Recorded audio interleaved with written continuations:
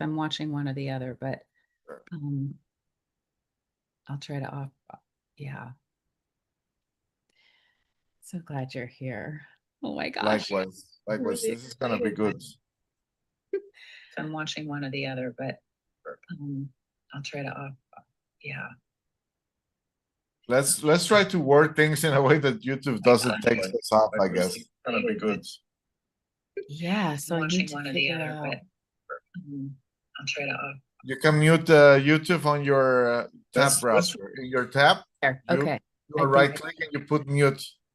I think I did it. You Okay. tab. Yes, got Thank it. you for your help. Okay, so Yes. we're live and now I'm getting the link. So I'm copying the link Okay, perfect. and I'm gonna, so this is a new person here to YouTube Live and Alessandra is helping me. And I'm gonna put the link in the chat for us because we're doing a Zoom.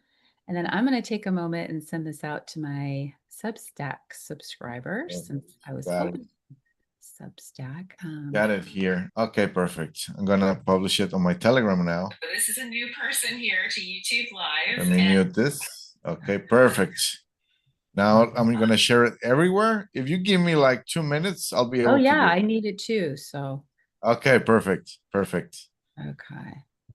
So should I put live stream with your full name or just Yeah, Anastasia? sure. Anastasia, absolutely. Okay, perfect. Okay, here we go. So there's a post. Okay, so now I'll get this out to Substack. So bear with us if you're watching this. This is new and exciting and oh, so And I saw your Substack. You have quite a few people there. It's not small as you said. I mean, Substack is actually a bit hard to build, in my opinion. okay. Well, thank you. I appreciate that. It's Yes, you're I loved it. I love the platform and I'm sad the live didn't work, but I don't think they're really set up for PC lives. I think that they're set up for sort of cell phone lives. mobile. Yes, Yeah. I happened to, I had to go and do some groceries because the missus started working like 3 hours ago. So I needed to go and take care of some things and also cash in some promotions that we had there for discounts. And my Oh, cell phone died, so well, okay. life Telegram is you're living. done. I'm gonna put it on Facebook and Gap and Twitter and Instagram. Cool. Yeah. Okay, let me just send a link to this friend of mine that was asking for it. Okay, and then I just realized I spelled your name wrong. So that's wait. It's with 2 S's. It's a common mistake, don't worry. Well, I added an A, so I have to correct it. So I do that with names, and I apologize. No worries. I do that too sometimes. It's I Italian, don't think so I can change it, so I put Alessandra because um so I have to change this. I have to get your name right. There's no way I cannot. So hold on a second. So before, oops. Okay, now I lost the audio. Okay, let's see. Wonder if it's the okay, Alessandro. This is I have to figure out how to correct this. no worries, no worries. Take your time because I'm still spamming everyone. Okay, well, now that you're spamming everyone, you're spamming them with this YouTube link. And in the YouTube link, I spelled your name wrong. Okay, well, that's not a problem. Well, actually, my name doesn't appear on the live. Oh, you mean that on the live I'm gonna appear as Alessandra? Well, there, Permanently? I've just figured out how to change it. So save. Okay, Okay. no Shoot. problem. So I know someone named Alondra, and that's part of my Of course. So I yeah, spoke with him once briefly, but I heard his testimony fully with this other woman. What's her name? I forget her name. there's Max Uh, Lumen. yes, yes, yes, yes. Yeah. So okay, well, we figured that out. Okay, now it's shared on Facebook. Okay. Oh yeah, I'm It's putting it on shared my on Gap. okay. Awesome. And Okay. now let's go to X real quick.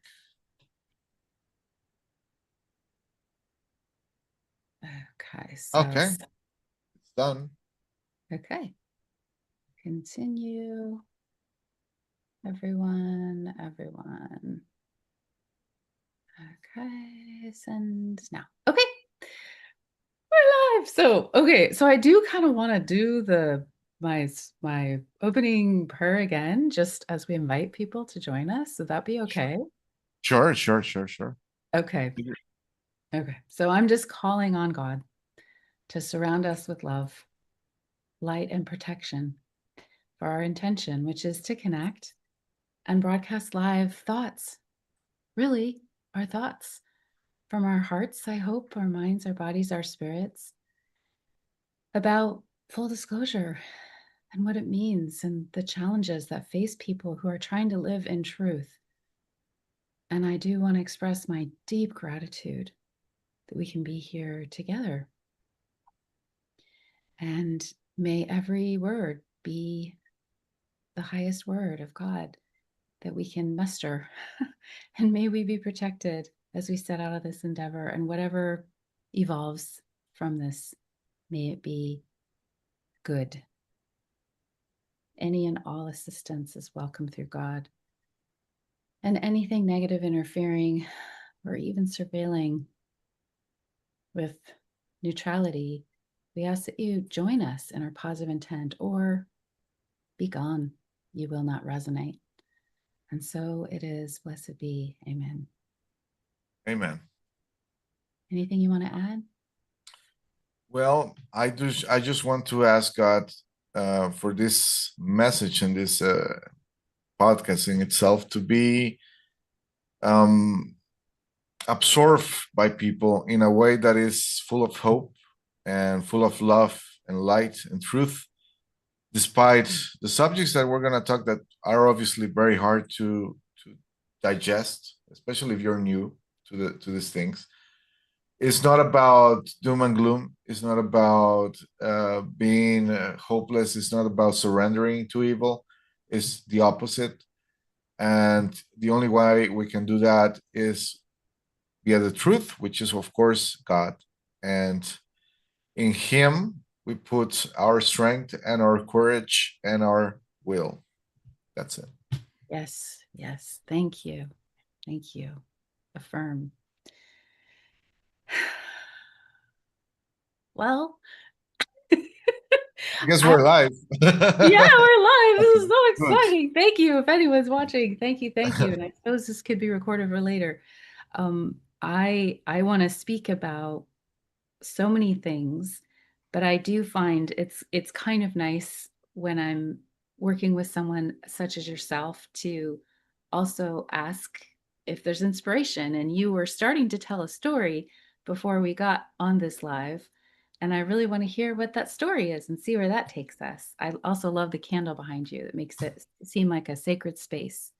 Thank you. Well, I try to make my office a nice place to be, since I spend here most of my days, Yeah. and usually minimum 8 hours, but sometimes it goes to 16, 18, depends on the energy that I have, Oh, oh. especially when I'm editing. So Oh yeah, you create so much amazing content. I just finished yeah. all 11 of Louder Than Love, so Oh we got to talk wow, about that today. But that's wow, that's a lot. That's a lot to digest. No, yes, 11 hours of yes. I mean, investigation. not all in one, but in a short period of time. So we'll talk about that. But yeah, you were starting to tell a story.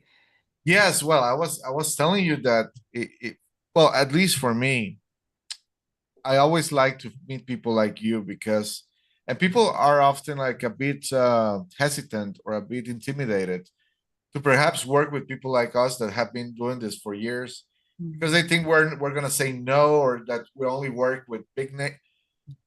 That's that to me, basically, because as one of my friends was saying, the fact that you feel lonely in this and you're not working with anyone that promotes you or one of the big names is actually a good sign, because the space has been completely controlled, co-opted Yeah. since basically COVID 2020. I remember that in 2018 there was many of us that were starting and that were doing, just amateur investigative research, Yeah. and just with the Pizzagate stuff and SRA and different cases like you could argue old cases like the McMartin preschool case, or Yeah. the Finders and things like that. Epstein, Yeah. of course. Yeah. And all of a sudden, these big names started to pop up and completely control where the traffic and where the subscriptions were going. Oh yeah. As at the same time, the little people were getting intimidated, threatened, killed. Even there's a list of people that have been killed that do what we do. Yeah. And it's bigger than people think. Yeah. It's actually bigger than I thought. Yeah. And or they just got censored to the point that they just gave up. Yeah. I've been close to giving up 2 or 3 times because of censorship alone. Oh yeah. Because it's so frustrating. I don't know if it happened to you, probably, but when I started doing this, I started in 2017, but by 2019 I was already exploding in Facebook and in YouTube. My account grew from 0 to 11,000, 12,000 followers in a month, Yeah. exposing Sasha Stone precisely. Yeah. And all of a sudden, I messed with this guy, Gabe Hoffman, who is I also control a position, and he sent all his Jewish lawyers to threaten everyone on social media. And a week later, I was taken off of everything, even PayPal. But that discourages many people, because what happens is that you become ostracized not only on social media, but if you have a career in which, especially if it's like public relations, or your name has to be out there as a representative of a company, you're never gonna get hired again. I mean, it would take someone to be as out there as us, as far as the truth goes, to take the risk and say, hey, this guy does this content. Yes, that's his thing, but he still works for us. Yeah. So that's the fear, and I feel for those people, because I used to be a fan of many that are no longer here. I remember this guy that was doing an amazing research on James Alefantis, and he was doing legwork around the Comet Ping Pong area, Yeah. and he found this Pegasus Museum, which was supposed to be the torture room that you can see in one of the pictures on Alefantis's Instagram account. And as soon as he published that video, he got a call from James Alefantis. He doesn't know how he got his number, but he started threatening him, his girlfriend, his mother. 2 years later, the guy's gone. He just closed his accounts, never did any research again. And Yeah. can you blame him? I don't hold blame for people. What I hold is I'm tremendously grateful for people like you who have not closed down. And I want to be one of those people who doesn't close down. I feel sad. I hold sorrow for the losses that everyone who's still alive, who is interested in the truth in these extreme categories, has suffered. We are a grieving community, whether people know it or not. If they're not grieving, then the chances are they're just traumatized, like not thinking about it Exactly, and exactly, trying to exactly. go on as best they Trying can. to be a bit in denial, perhaps, because denial keeps you on the narrow path, but sooner or later it catches up to you. So That's right, because you have a constricted life. And if we want to have a full, joyful life and love and be in our bodies, we have to figure out what's in here, and that can include sorrow. So exactly. I'm Anastasia Sprout, and I am an amateur investigator and news reporter. I liked Nancy Drew books when I was a kid, and I actually believe that I was destined by what I call the death cult to Mhm. become a talking head spooks model. Mm. Um, and that would be a CIA puppet to Uh-huh. spew lies. And I did not go down that path. I started fighting back when I was, especially in college, started to wake up a bit. And then I moved into psychology. So if I sound like I'm using psychological terms, talking about trauma and grief, that was my No, field. no, no, no. I studied psychology too in college. It so happens. There you go. So, and I've been learning about you. So I watched this amazing interview you did with Gabby Chung. Hmm. And I was like, wow, he's an investigator. He studied, and I wrote it all out, which of course right now I don't have it right with me, but and so this is a live, it's informal. I'm not a talking head Yeah, speech you model. know, This is part of it how I doesn't need to be know. like this professional. This is not a movie or a documentary. This is two people Yeah, exchanging experiences and information for everyone who is watching us to get closer to the truth. That's it. And we can relax about it. Doesn't need beautiful. to And I will write that down when I do the description of this video because that's a be beautiful perfect. summary of the intent. It captures it perfectly. Yeah. So anything you want to say for people about who you are and why you do this?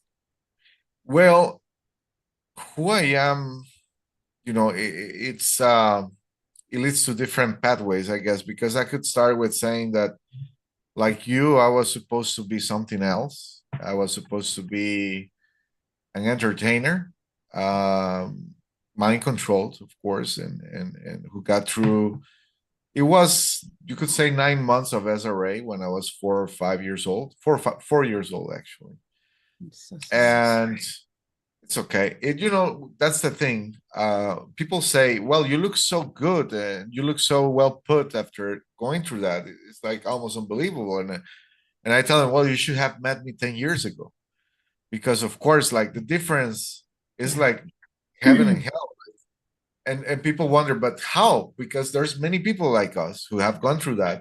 Yeah. Obviously, in my case, I was fortunate because it was only 9 months, and there's things that I wasn't forced to experience compared to others who were born in it and were going through it for 14, 15 years of their lives, Yeah. or even more.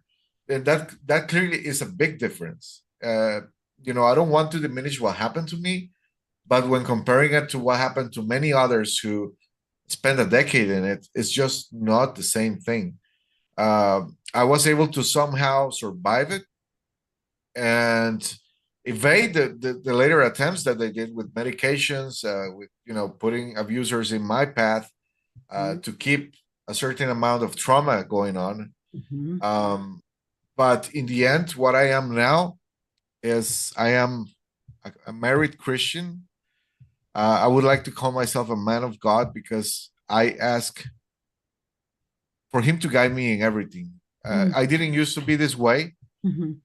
I used to be more like I thought I could, try to. I don't want to say play both sides because that takes to another road.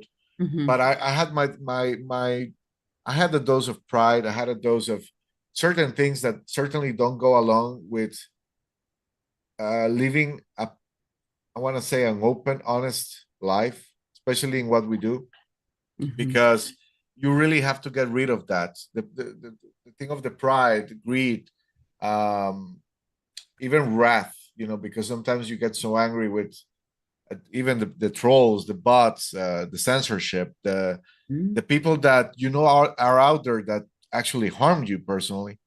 It makes you really angry, but when you decide to really push that aside, in the end, I'm just a man trying to prevent this from happening to other children and to stand my ground in defending the most vulnerable locally in what I can do here in the village where I live in Portugal. And obviously online, if anyone tries to reach me and ask me for advice or help, I try to do whatever I can. And that's my purpose in this. It's a way of me of coping with what happened to me, and it has come to the point that what happened to me has become, for me, I don't regret it. I don't feel bad about it anymore. It used to torment me, Mm-hmm. but now I see it as a medal. Like when you go to war and you see all these men killed around you and all this violence and all these horrors, Yeah. they gave you a silver medal or something like that, something symbolical.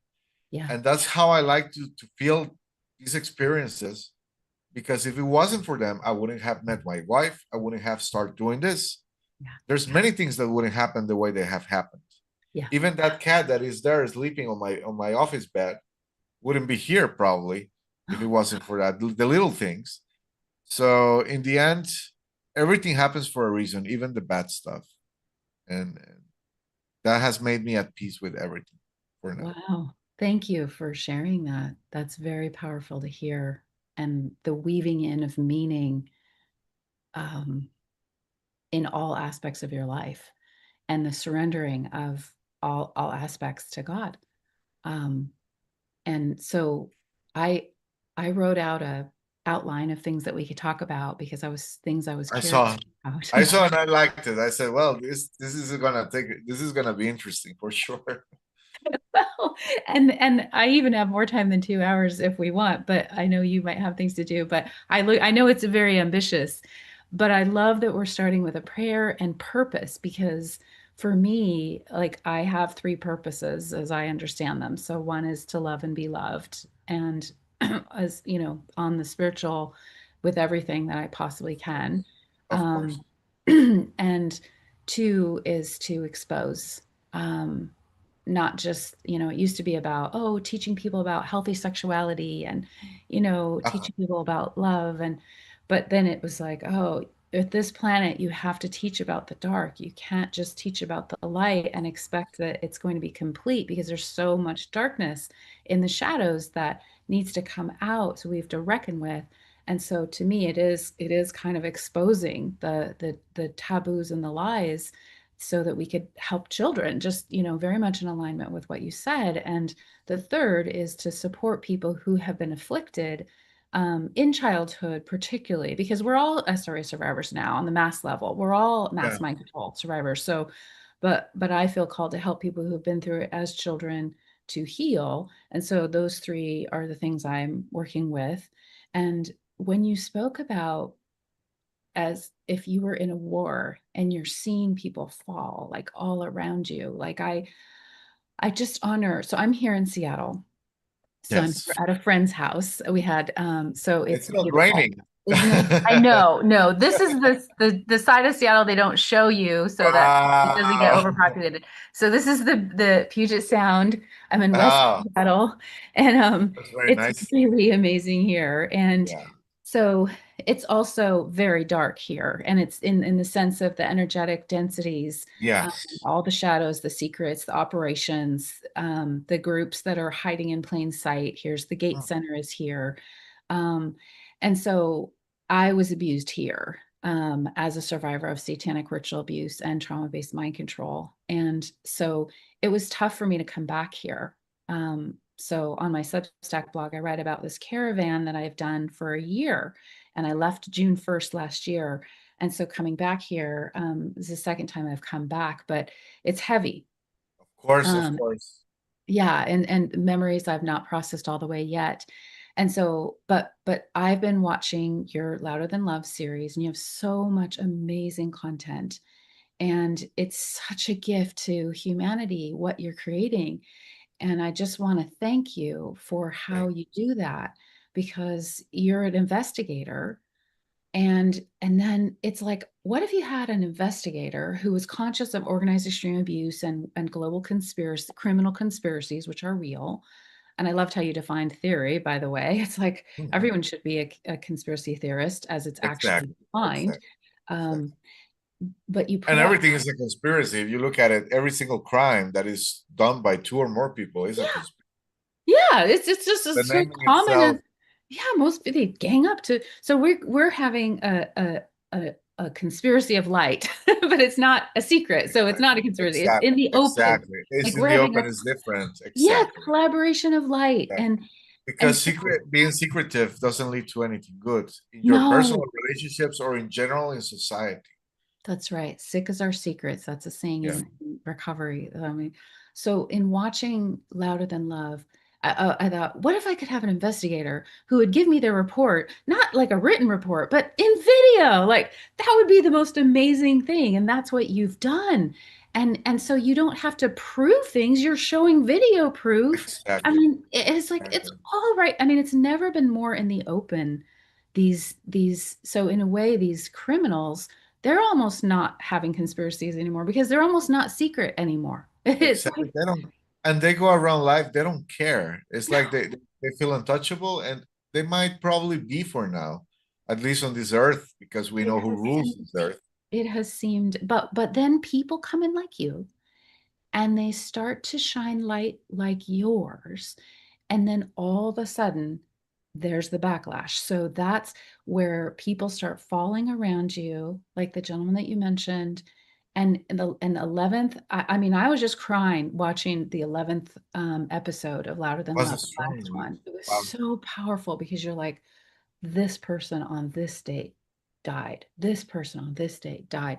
And I'm just watching them all. And I'm thinking about how I watched that happen in the media out there. I was like, oh God, Kate Spade? Oh, well, Anthony Bourdain. What is going on? Like, and I had not made those connections, but intuitively, I knew, I mean, especially as a survivor and even having been forced to perpetrate as SRA, slave, I know how it works on certain levels. Somebody hits a certain threshold and they're taken out. And Exactly. so right now, the only people who are still standing, who are doing what you do, in my belief, are spiritually protected. Well, I have to agree with you, because I have to tell you, if it wasn't for God, there is just no way I would be alive. There's just such a conjunction of, I want to say, good luck among bad occurrences, because it's just, even my wife, sometimes when we share stories, and war stories, as I call them, Mm. she says, "You shouldn't be alive. Like, who gets swarmed by 10 people here in Portugal? It happened to me, and get beat up with chairs, and doesn't even drop to the floor once. Who gets shot on 5 different occasions in his life, and they always missed. And it's just so crazy, because even the way it started, and I'm sorry, I don't want to carry away from the subject. No, I think this is the subject because people are scared. They're scared to do what you do, and they're scared to join us, and they're scared to come out of the cult. And what we have something here that we found, and it's God and sincere prayer that is actually working for us. Like, I shouldn't be alive either, and I'll tell you a story if you want after yours. And so I think Sure. if we can tell people about how we've been protected, and then they can pray for protection from a sincere heart and intent, then Yes. then suddenly we're going to have an army of light that gets bigger and bigger. We can So still counter a bit of this nefarious control opposition wave that has been going on for what, it has been 7 years. Oh, of course, it has existed forever, I know. but now it's controlling everything. The airwaves are completely coerced, and with that, Almost. I mean, how are we on YouTube right now? You know what I mean? Like, we're they sliding. still give us a small chance, a Yeah, small to fight back. So we should take it. No. we are taking it. But I want to hear the story. I really do, because I think Well, I hope that brings your hope. viewers don't mind. I'm very open. I still smoke cigarettes, and I like to smoke a cigarette with a story. Not As to be you, a bad influence with children and the younger ones. You shouldn't okay. smoke. Okay, But I hear that said. There is a disclaimer, and what I'm making up is that this is a really significant story, and and thank you for your willingness to be with me here and with ever who's watching now or later and share this story, because no, it's likewise. I mean, I also admire what you do, and the courage that you have shown. All this that the work that you're doing, boots on the ground, almost nobody does. You well, I know, do want to talk about that today if we can, because I'd love we for more should. people to join us, I'm and very interested in we'll knowing get more there. about these things that you're doing, because you are out there actually putting yourself for people to for the bad actors to come and find you directly, to come and try to scare you in the middle of the street. And I'm Yeah. sure it has happened. Well, I mean, I want to talk some more, but I have to hear right. your story first, because these are the kinds of stories that I think give people the courage to try to get out there. So, Well, you yeah. know, and you're completely right. I'm sorry for interrupting you. No, no. You know how they say that sometimes trauma travels through genes, and if Yes. something happens in your bloodline, it just you feel that pain somehow. Yes. Well, it's very curious, because the first time I was shot with a gun, obviously, I want to say I was 7 years old because it Oh was my before God. my brother was born. And I was sleeping next to my mother because my father was in the United States doing business. So I used to stay with her, obviously. Um, and it was a lost bullet fired by a civil guard, rural guard of the country where I used to live in, which is Costa Rica. Oh, And the bullet landed, I could say, maybe 3 inches from my head. yeah. And that was the first time that I had a near death experience. I was very young. Oh my God. Well, not the first time of a nearly death experience, but at least with a gun, yes. Wow. And the interesting parallel here, and it's a bit of a sad story, but as a family, as a bloodline, I'm trying to heal that part of us. Yeah. My grandma, from my father's side, was murdered Oh, uh, in grandma. front of him when he was 15, because a cop was chasing two robbers in San Jose in Costa Rica. And of course, he didn't follow protocol. He was shooting at them despite the danger of shooting someone else. And of course, my grandma just did this to cover my father. They were Oh, in the back seat of a car, oh. and that's when she got hit in the forehead. Your grandmother took a bullet to protect her son. Yes, to protect my father. Oh my gosh. Yes, No, and she's so that's brave. I mean, she well, yes, sacrificed her life in the battle. Oh my yes. gosh, that is awesome. But I mean, it's a tragedy. He lost his mother. Of course, and Yeah. that traveled, that pain, of course, affected our relationship with him in a way because he was tortured for years. He might have blamed himself. Yeah. Ah, I'm sorry. He blamed himself, like, Yes, uh, of course, in a way, and he also it was such a story because he even had the chance.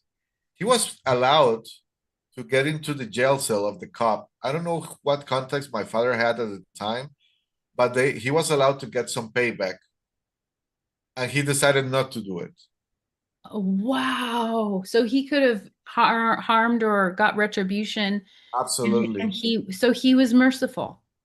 And the policeman that did this obviously was completely destroyed by it. Not only Oh, because he was in jail, but he was a good guy. He just made a mistake. oh And gosh.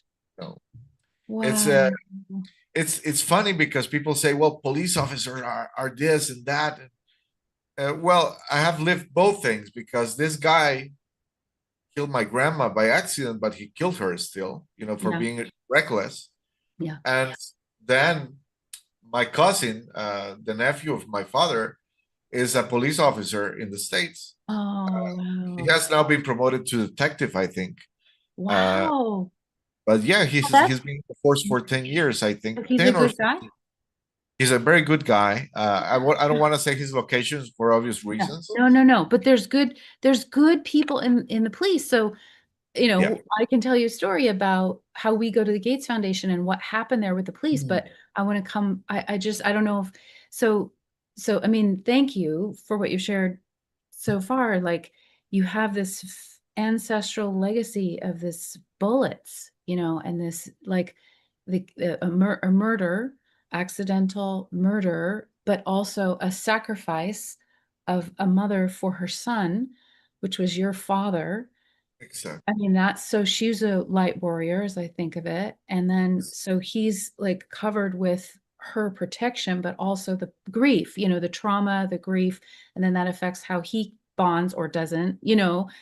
like protecting himself. He's in his shell or whatever happens there. So you come from a line of warriors, and then you were 7, you had a bullet that almost, I mean, like almost killed you. Mhm. But what was it that deflected that, or somehow made it so that Yeah. you were protected again? Was that your grandmother from the other side? I don't know what you believe That's in. what my mom has always said. I'm kind of feeling it. Yes, yes. Yes. Uh, Obviously, she was a fierce woman. Her husband abandoned her with 3 children, Oh, and she took the bull by the horns. Always worked hard, teach them how to be persons of integrity. At least, I'm very I admire what my father and my uncle did as far as being heads of the family, because they always protected everyone, and they always, in their own ways. My dad was a bit, with my brother and I, he was a bit tough, but I sometimes I think he should have been tougher. The thing is that Oh, I was living my own hell, and he was separated from that because I never shared it with him. yeah. And so he thought that the bad things I was doing were out of just debauchery and self gratification, when Oh, yeah. in the opposite direction, it was self harm and just running away from myself. Yeah. And he didn't understand. Well, Oh, I guess he had to some degree, because he also fought with alcoholism after that happened. yeah. But he got over it. Like, he never touched a bottle again, basically, after he turned 18. Yeah.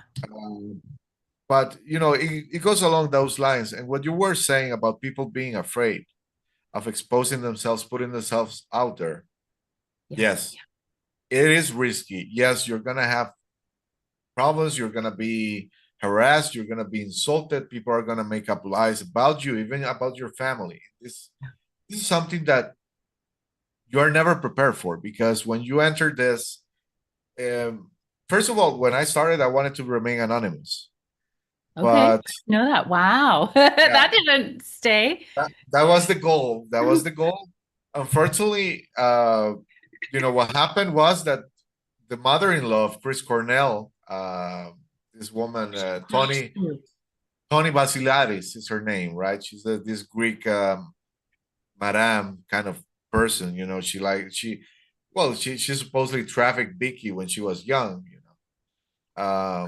This lady doxed me on Instagram for the thousands and thousands of followers of Vicky Cornell and Chris Cornell that I was, and this was in 2018, when people weren't really absorbing the fact that he was murdered yet. I mean, a lot of people were suspicious, but it wasn't widely accepted as it is now. And for me, what disappoints me of it being widely accepted is because it's widely accepted not for the right reasons.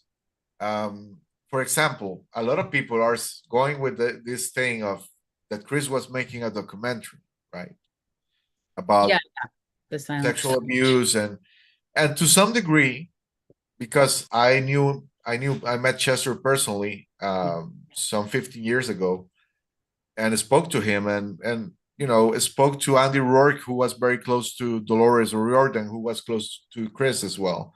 Mhm. They were onto something. Now, as far as this elaborate plan to make a documentary and present it at this festival or something, we don't know. There's Yeah. nothing Didn't that really we can say with understand. certainty. Yeah.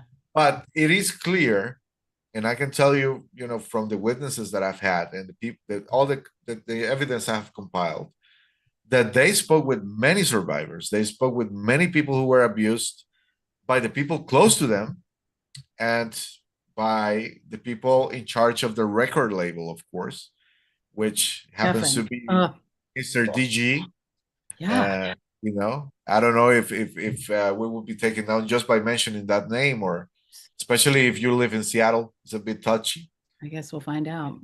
Yeah, well, let's say it. No, the, Yeah, the David Geffen. gentleman's name is David Geffen, Yeah. and I happen to have, because everything in my investigation connected in ways that are a bit super strange, because as I was uncovering all this, I befriended people that had family who worked for Geffen and things like that. Perhaps that's why they got to communicate with me, because obviously they saw in me a valid outlet, someone they could trust. Um, I have testimonies of people, personal assistants working for Geffen, catching him in the act of abusing Yeah. children, Yeah. and Oh, close the door next time, threatened. or next time knock. That was just, oh, That exactly. That's what I was horrible. talking about. Yes. Yes, horrible. Like an eyewitness to pedophilic sexual abuse. Yeah. Yeah. And How completely powerless to do anything about it, because this powerless, guy, helpless. There's nothing I can do. They're nothing, untouchable. nothing.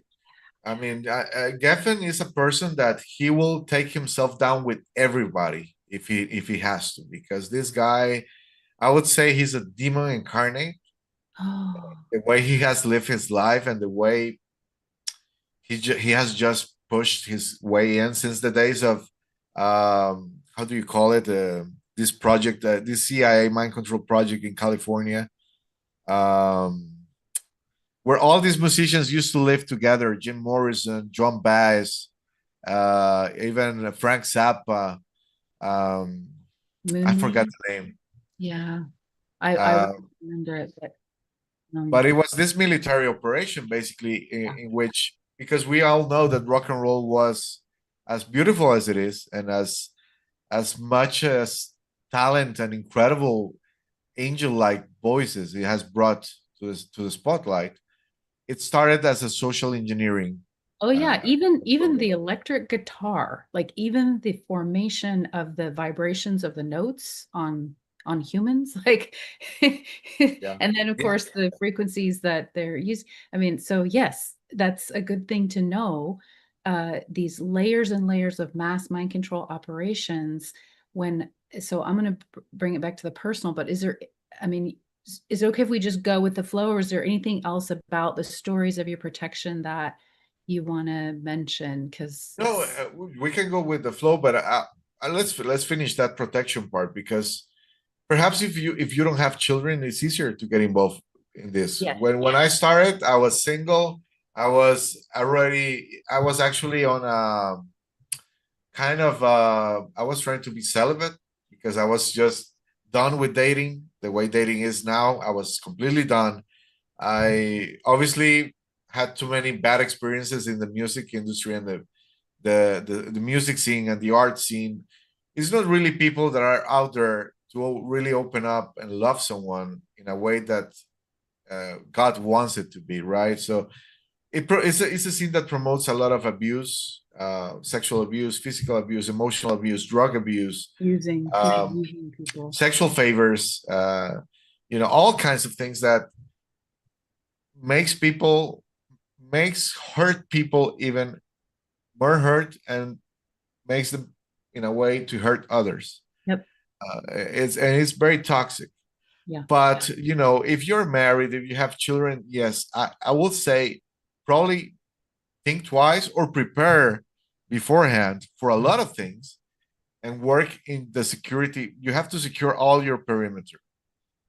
We live here in a village that is probably 2,000 people, mostly old people, very beautiful, Wow.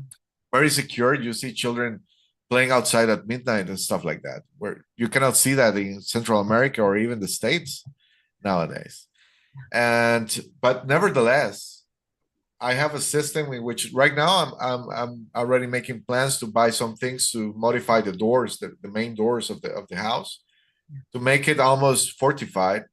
Yeah. Cameras are installed. There's weaponry in the house, heating in every room. My wife knows where they are. Yeah. There's things set up for emergencies. Yeah. Just in case, because like I tell my wife, if nothing happens, good. But if something happens, you want to have those things around you. Yeah. So you And I would say work on that, and don't be afraid of if it's just you, Lucy. Obviously, you will always be afraid of someone close to you getting harmed because of what you do. Yeah. But if it's just about you, and if you're a believer in God, especially, because I'll tell you that if you swear loyalty to God, and well, in my case, I believe in the Lord Jesus Christ, there is no way, even if you die, even if your time is up, that it will be in vain. It will be something that it will be part of history and part of the whole trajectory of this battle between good and evil, and the dethroning of the principalities that we're seeing. Well, it's not happening yet. They're actually yet to be thrown completely, but we're getting there. And in the end, they lose, not because uh, you can stop what is coming, or there is a plan, or there's a politician there doing signs with his hands and putting clues in a website. It's just not that. It's just that God gave us free will, and as free thinkers and free humans, we have been allowed to either accept evil or accept good in our lives. And if you die for a good cause, there's no bigger honor than that. Mhm. Obviously, we don't want our loved ones to suffer because of it, but that cause, what better reason to die for? So thank you for your valor is how I see it. And it reminds me of two things. So one, just the prayer that we said in the beginning, extended to all of our loved ones, all of our family, all of our pets, all of our viewers, all of our listeners, that we are all protected because we are united now in this intention. And that to me is I want to name that explicitly today, and you're reminding me of that. And I really, again, I honor how you are looking at protection on all dimensions. So, and that Exactly. includes your choice of where to live, which I also have made this year of choosing not to reside in Seattle because this Yeah. is not a place for me to reside long term safely until, and I want to say it this way, until I can help take the cabal down here, which Mhm. will I, my prayer is that happens in my lifetime, but if it doesn't, I will die trying. If- And hopefully in a peaceful way, surrounded by loved ones. Yeah, Um, but and if one dies trying, it will also count for the final victory. That's the yeah, thing. yeah. Every single effort counts. So one other thing I want to say right now is because I was moved by what you said is that I do feel electronic weaponry that targets me. Oh yeah, And I can hear it as a high-pitched whine sometimes. Sometimes it's just almost like a pressurized difference or whatever. And yeah. it can be when I turn on two devices at a time or I go in a certain place. And I do the same thing every single time I hear that, basically, which is and for whatever reason, this is just what has worked for me is I think of this father protection of God, and I basically just say I'm a daughter of God. I am of God. I am protected by God, and whatever happens happens. Like I just give it all to God. And then the next thing that happens every single time is it stops. But if Yeah, it yeah. didn't and it took me out right then I'm just with God then. Like I just like either way, I'm safe. And somehow that just always, and so I guess I offer that to people who are being actively tech targeted and tech tortured. And Yes, yes. there's something about the level of belief and surrender that I mean, it's taken, I'm 55 years old, so I've had to, everything I've gone through has got me to this point. But Mm, that, if people want to be in the front line in some way, or even getting in there with the research, they're going to have to find peace with protection of themselves or letting go of an outcome because it is a dangerous yes, path. yes, It's not without its danger. So I think I'm glad we're saying that kind of in the beginning yes, as we yes. invite people to join us Of on our course, of adventure course, to talk of about course. what this stuff really is. And Yeah. and and and this is the thing. If you're not in the front lines, even if you only help by following, sharing content, telling your friends and family who are open to listening about these things, especially those of us who have been abused in any way as children, Mhm. they, all of us, first of all of us have to deal with certain consequences: addiction, self-harm, suicidal thoughts, Yep. even to some point, demonic oppression or demonic infestation and things like that, because Yep. some things sometimes attach to you as a result of the horrible things done to you or the horrible people around you. Yep. And even if you're just sharing or talking to people or telling your friend, you're already doing something about it. Yes, You that's don't right. have to be out there with a machine gun and saying, "Come at me," I'm a cowboy. I'm the new sheriff in town. Doesn't have to be that way. Someday. Exactly. You don't have to become Rambo or something like that. You can do it in many different ways. That's right. What matters is that you care about it. And Mhm. obviously, I was agnostic at some point in my life. Never an atheist because I just knew that, considering the things that I saw from the occult perspective, I always thought, well, if this exists on this down is lower frequencies, it has to be a result of opposing something that exists on higher frequencies. Logic. Yeah, Logical. and even as an agnostic, I was like, this is just to fit in. See my block, but that happens. Okay, there you go.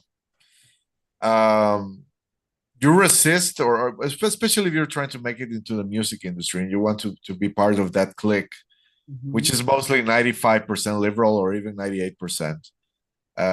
You cannot go around with your Bible and your crosses, and people will just shun you away. And it's not that I steer away from God because of that, but that reinforced my steering away from God. Do I explain myself? I was Oh, already yeah. steering away. But the thing of being in the music and surrounded by these Wiccans, by these Freemasons, by this, just sheer, I would say, because there's a variety of people that really believe in the occult, or others that just do it for attention or trying to be a punk and rebellious and stuff. Sure. But surrounded by all that, rituals, the videos that I recorded, that I appeared in, the music videos that I appeared in Costa Rica, they all have occult symbolism in them. And at the time, even being a victim of SRA and mind control to some degree, I didn't realize. I didn't see anything wrong with it. No, Uh, it's just so normalized, right? exactly. And I even saw it as kind of dorky, more than dangerous. I said, well, this is kind of cheesy and dorky, but whatever. Yeah. It's not going to affect me. It's not my music video, so whatever. But yeah, I'd say that if you're not a spiritual person, hopefully someday you will be. But this is not about that. I understand that we talk to many people from all different upbringings, all different or beliefs, and want to isolate anybody. Oh, I appreciate you saying that because, yeah, me talking about prayers and God, even as a father figure, it Yeah, does alienate of some course. people who are Yes. like, what? Like, so thank you for just like extending this invitation to everyone who, I mean, to me, it's like I care about children. I want them protected. And then anyone who's working for that, I want them protected. And then there's the question, well, how? How can they be protected in a way that works? And so I have a healing organization called SOAR Global, Support for Organized Abuse and Addiction Recovery. And many of the people that we work with can tolerate no religious connected language whatsoever at all. Yeah. And then, so then I'm doing a prayer or a focused intention that I imagine a field of love. The word love typically works for everyone Yes. around them. I say, great spirit or higher creative source, or try to find ways of describing this loving benevolence that can help protect them. Exactly. And but in 12 step as a recovering addict, in that paradigm, people they define their own experience of care. Basically, what is care? The care of God, but some people can't talk. So anyway, thank you. I wasn't sure about how that piece worked for you, and I know you have a Yeah. lot of diverse followers, but there tends to be a principle based, a principle based, almost like inspired ethic for people who want to protect children. They care about what happens, and I want And all of them to that's join me. that's the point. That's the point that you just said is very important, because it doesn't matter if you're a Christian. It doesn't matter if I was a Muslim, which I'm not. Obviously, my politics are out there for people to see. But if there is something that we can all agree on, Yes. even if you are, I mean, I don't want to, again, I don't want to isolate anybody, but even if your beliefs are somehow permissive of certain things that shouldn't be, Mm. I think we can all agree that where we should draw the line is children. Yeah. And it doesn't matter if you're religious or not. It doesn't matter where you come from. It doesn't matter your sex, your gender, your favorite color. Doesn't matter anything. we should all care about protecting children, women and men. And obviously, as men, we're supposed to be the protectors, and women are supposed to be the nurturers. But if you look at it from a psychological standpoint, both things are very necessary for recovery now.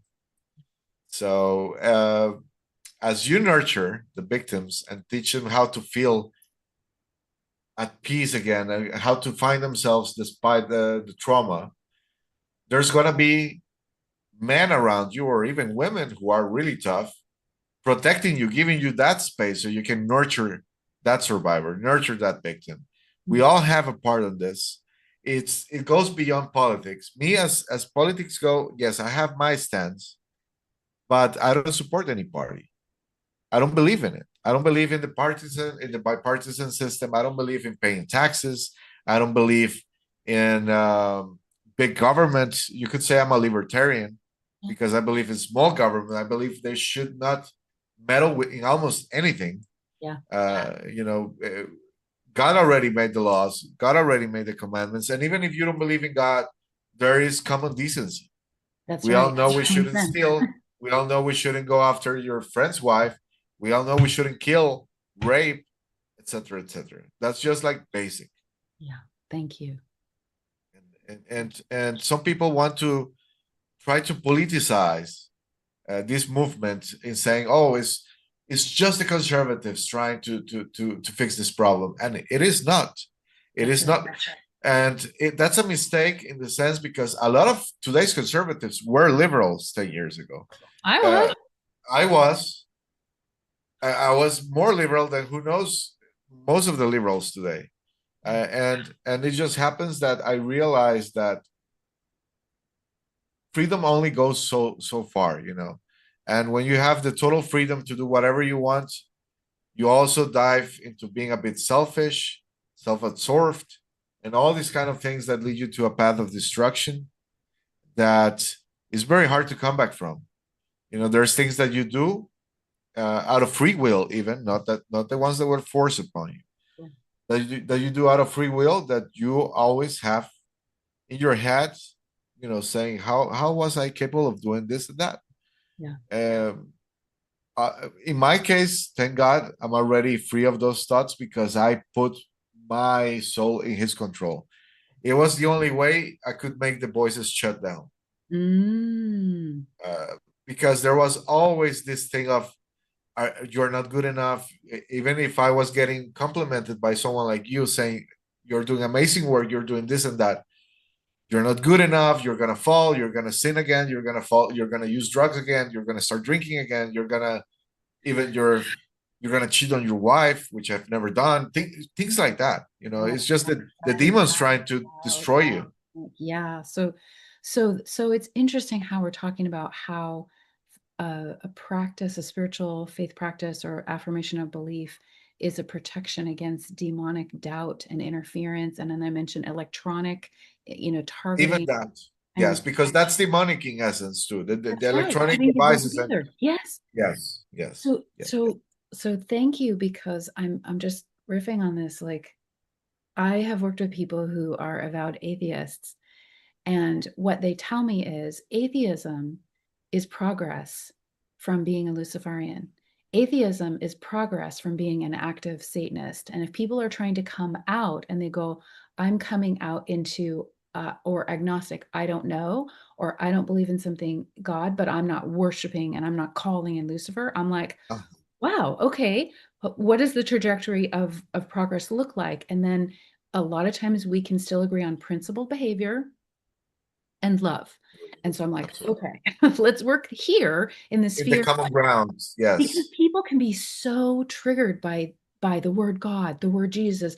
I mean, they've been raped so many times by people dressed up by Jesus, or they've been, and it just, so it's like in the treatment realm, we have to get so, I don't want to say creative, but we have to get so attuned to what helps and what works. So you know what works for you, and you have a trajectory. Exactly. And as I'm learning about you, yours is like mine in certain ways in terms of addiction and kind of like going into whatever. And sure, influenced by my past, influenced by programmed compulsions, all of that's true and valid.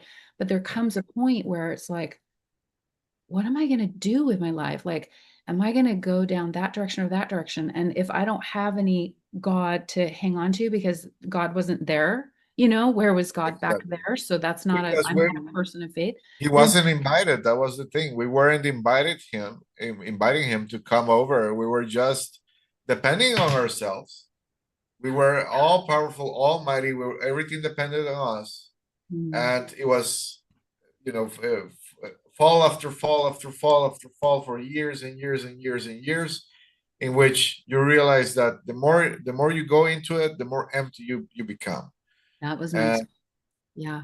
there was always something missing, even when you were surrounded by your best friends, best friends, enablers, or whatever you want to call it, and you were with your at the time your significant other or whatever, the person that you liked or thought that you loved, and sometimes you are surrounded by all those people, and you never felt more alone. That's right. And it was like, what the hell am I doing here? Yeah, You that's know, right. How can I right? be feeling this much alone around? So that question of what is it that makes us feel home, whole, connected, those are questions I'm curious for people. And so I want to say I there's so many things I want to talk with you about. And I did write out an outline, and maybe some people are listening and thinking, well, when are they going to talk about, you know, Of so course. I love that we've started with protection and kind of our willful path towards something good, like call it what we will, and we know what we're calling it, but that so and then that taking us into disclosure work and that taking us into pushback and that's taking us into spiritual growth and development, which Yeah. has enabled us to be alive and what we're doing right now. And then in looking at this topic of what's been done to humanity around truth, and because you were talking with Gabby about this and these waves of disclosure, these waves of controlled disclosure, controlled operations, psyops, to try to always protect certain things. And I Yeah. believe there's a hierarchy of intensity. Like we never want to reveal this. All right, we're going to throw them some bait of Of this, course. and they can have this all they want, but we're going to flood them with it, and Exactly. we're going to distract them, so this, and so everyone's like, what the heck, I don't know what to. And then you get I'll speak for myself. I get a little truth and I'm like, oh, thank God. It's a little bit of truth. But there's all this over here that even this is like, it's feeding me, but not really soul food of like, let's help the children. Let's do it. Exactly. Let's do it with as large an audience we can get. Let's do it on the streets. So you were talking with Gabby about this first wave of disclosures and naming some names. Yeah. And I still have people who are like, oh, but so it's like, do we name names?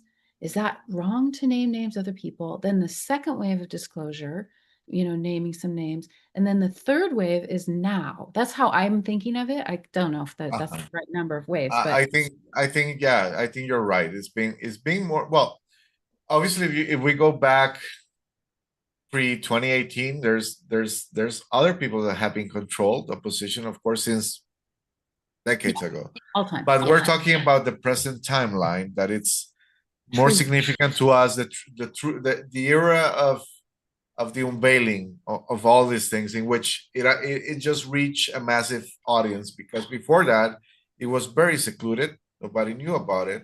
That's right. And even though YouTube didn't censor one thing in 2014, people weren't really talking about this as much as they were today. No. Obviously now it's become a subject in vogue, uh, if you want to call it that, because it's cool to know about these things. And a lot of the people that are now talking about them is this element of entertainment and That's right. drama. It's That's like right.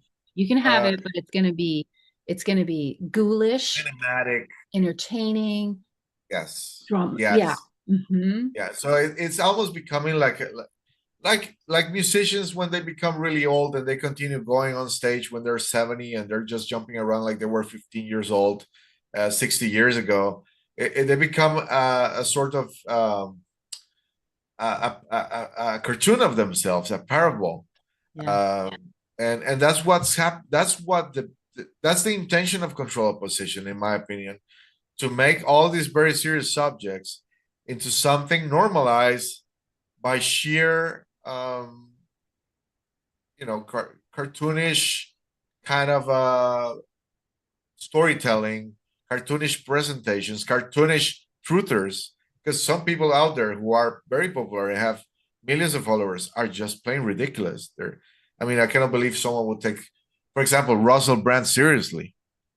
You know, that's someone that I never, you know, seriously, like if you are can sit down and watch 1 hour of this man babbling about nonsense, about whatever he thinks is love and freedom and truth, when he was attending Diddy parties 4 years ago. I mean, all power to you, but it's just you have to see beyond the words. Everyone can have a dictionary and sell you all those 20 British pound words like Sasha Stone does. They sound like, oh, they are so cultured, they know so much, they sound so stylish. I like how it sounds. But if you go and dissect what they're saying, there's no real substance in there. It's Substance. all substance, exactly. It's all a word salad, Yeah. uh, very cleverly crafted, because this guy obviously was Tavistock and all that. Yeah. So, these people are not dummies. They have amazing Exactly. catchphrases. It's almost poetic, and it's like catch you and put you over here. And so Exactly. thank you, because I feel on one hand afraid to name names, and on the other hand, and on the other hand, like there's a certain medicine in saying these are people that I see that are taking it over here, and these are people that are getting closer here. But where do we want to be? Like, and what does it look like when we find someone, as long as they live, haha, but you know what I mean, that is actually like right now, like of substance, like what are the people of substance saying? So we can say, okay, Sasha Stone, like been around forever, these creepy connections, and like maybe they're trapped and they can't get out, and that's the best they can do, is one way of looking at it. Another way of looking at it is that they're really diabolically actively trying to deceive you, like you. And if you, as Alessandro, stand up to him, which you did, then he's going to destroy you. Exactly. And It threatens your life and things like that. yeah, and suddenly you see this like raw, like, and I'm like, oh Darkness. shit, Yeah. it's like, Oh, you whoa, were like, actually mean. I didn't saw that before. yeah, super me. So comes across as all love and light and da. But if you cross him, it's not They like, change. hey, dude, Like, let's get together. Let's have a conversation. Let's, yes. figure this out. Like for the children, it's like, oh no. And so that's when you showed that clip on the clip with Gabby, it was like, wow. Like, and I even said to my friend, that's not someone I'd like to be with in a dark alley. Like they don't have No. my back. And we have to trust the people that we're working closely with, because there's so much at stake. So it's like, okay. And then, David Icke is another one where I have absolutely credible information that he is a practicing horrific Satanist. Fabian And Society too, no? pardon? A member of the Fabian Society, Saving, supposed. saving society, and just absolutely frontline controlled opposition, but back life at least, and who knows how much is co-conscious, doing horrific things. And I Yeah. have credible information on that on Kathy O'Brien as well. And so Ah, David yes. Icke's kind of the father of disclosure, and Kathy O'Brien's kind of the mother of disclosure. And then I have credible information that these are people that they're being puppeted, used, or Yeah. they're puppeting themselves. They're not to be trusted. Off they go in terms of sources. Like, don't go there, folks. Don't Yes. elevate them. And then what happens is this next level disclosure, or even the current level, whatever you want to call these light warriors, how I experience you, but not you, but others at least. Like I reach out and I'm like, hey, you're featuring O'Brien and Ike, but I have credible information that they're offline, like, like not, no. And then what happens is they catalyze a betrayal response they don't want to have to process. So they don't want to believe me, or they'll go, what's your proof? Let's see a link, which I understand. I mean, I've been called a Satanist. I recently got, Oh, me too. all this crap. So sure, okay, let's have some proof, but the proof is credible allegations from people we trust, that are, so for me, that would be Jeanette Archer is a trusted friend, Hmm. whistleblower, and someone who risked her life and livelihood many times to just, it's all about the children. And people close to her started betraying her. She got Yeah. accused of all kinds of, so it's like we have to figure out certain people to trust. But okay, I'm trusting Jeanette. I love her work. I'm not trusting Ike. I'm not trusting Kathy O'Brien. And then when I try to, talk with people, they're like, just because David's the one that woke me up. So he's like a father figure to me in the disclosure world. And then I don't want to experience this father betrayal or this mother. How could I lose? Okay, The sorry. thing, and this is great that you open with this, because this is how we actually try to open minds about this. First of all, there has to be a line drawn. We're not naming names because we're jealous of their numbers, or jealous of their reach, or how much money they have, because most of them have tons of money. It's about the compilation of history and actions and testimonies and symbolism that these people have around them. And their true intentions are usually out in the open. With David Icke, he has been very clever, because he's now positioning himself against people like Elon Musk and Alex Jones and Donald Trump. So he's playing this part of, I'm still the opposition, Mhm. despite being one of the first ones put there out in the open by MI6, you could say. He's the English version of what William Cooper was, who was a real one, in my opinion. Then you have, of course, Alex Jones replacing William Cooper in America, because they always try to put a main voice out there to control the narrative. Oh, Alex Jones, he was allowed to, well, he broke into Bohemian Grove. So that was his breakthrough. But you have to realize, if you actually do that and get away with it, you're going to be killed really fast. And then you look into the connections of Alex Jones. His father was associated with the CIA.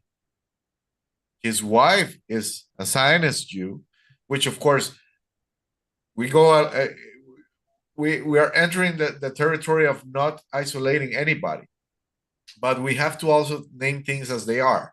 There's labels exist for a reason, and it's not about generalizing, because when we say Zionist or Islamist or Satanist, it's not every single one of them. There's Satanists out there that are just dumb kids, confused kids who don't partake in rituals, but they just think they're cool and Yeah, they're edgy. rebelling. Yeah.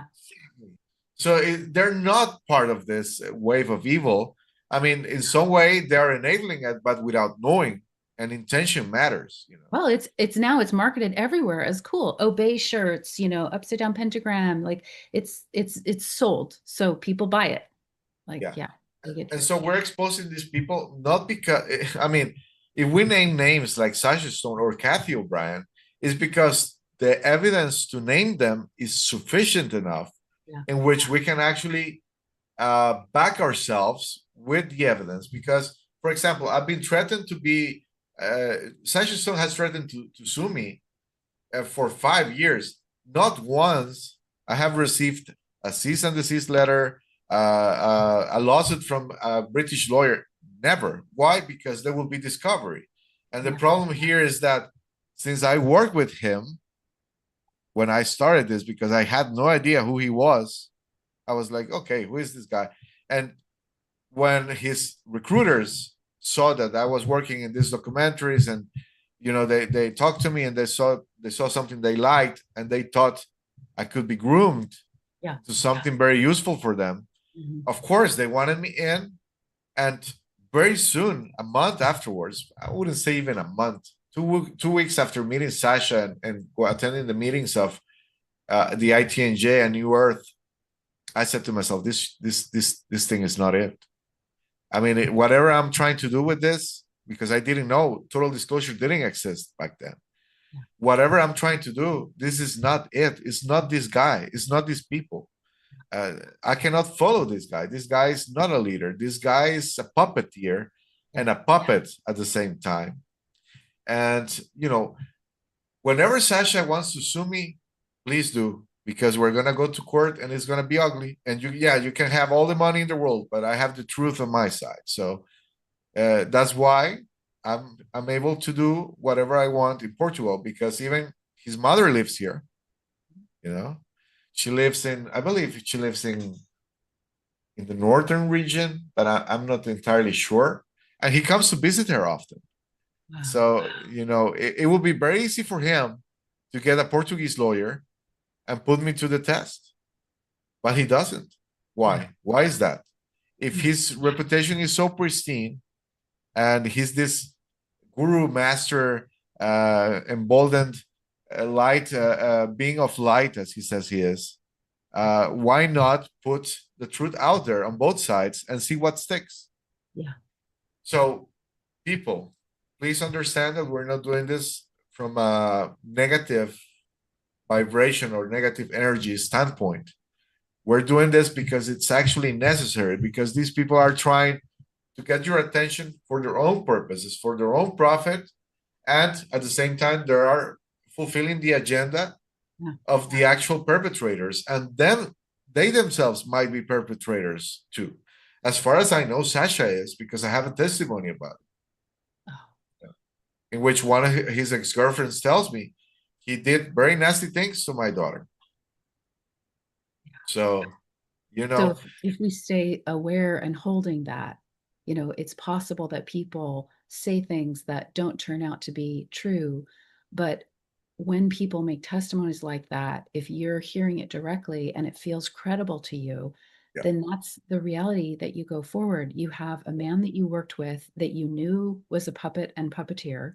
You knew he wasn't to be trusted from direct experience from him. Then you have testimony by someone who said that he incested a child. I mean, my daughter, I don't know how old the daughter was, I guess that's a question, but if he was in a father figure role, or I mean, yeah, absolutely. That's horrific. And we so to me it's like, let's not be fooled by poetic words or a certain standing or a certain history. If we're hearing stories like that, we need to question and at least be asking questions of people in these positions of power. And that's what I've said is, we need to ask these questions.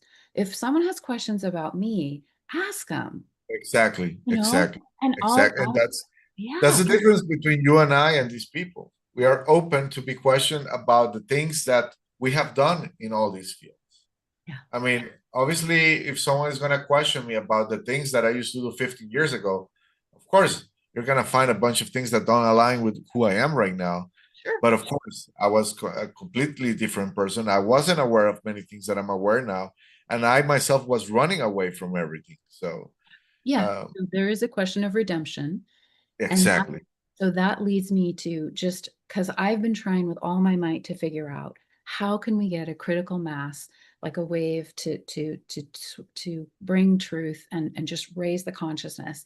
And I'm thinking, okay, well, we're going to have unity across religions, because In a the way, largest group that I know of that's trying to push for truth are Christians. However, there's so many more people who are not Christians, and if we can't work together, we don't have a critical mass. So Exactly. somehow, we've been kind of trying to address that, but it has to fall away from religion, because religion, it cannot be a prerequisite to form part of the movement, but integrity and values and a certain aspect of justice need to be the common ground. Yes. So obviously, you can be Jewish or you can be Islamist, but you will be forced to denounce Muhammad if that's the case, because obviously, and that's a conflict that a lot of people in Islam have.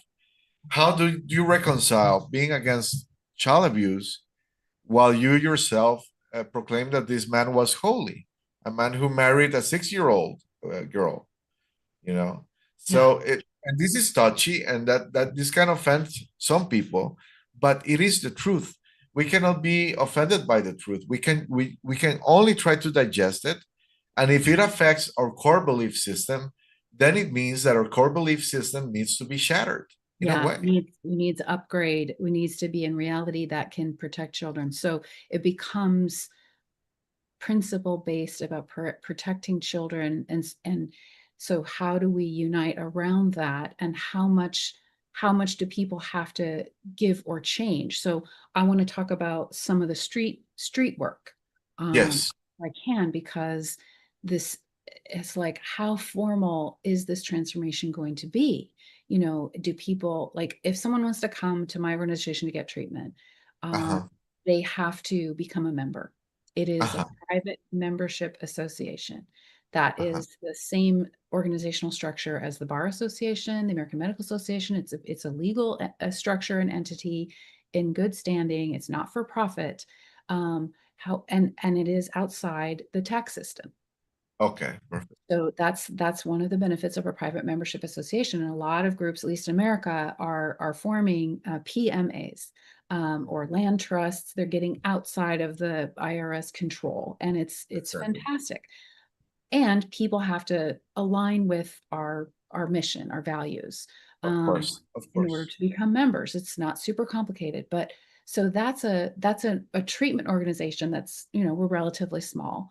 We're talking about a global movement to, Yes. and so at some point, if we can get away from the controlled opposition, the kind of the godfather and godmothers, and then the next level people, we can talk about and name some names there. I would argue Sasha Stone might be sort of in both camps because he's still out there, right He's now. trying to revive. Yeah. It's like a vampire that never dies, because you could argue that for a time he was there silent, just waiting to creep him back.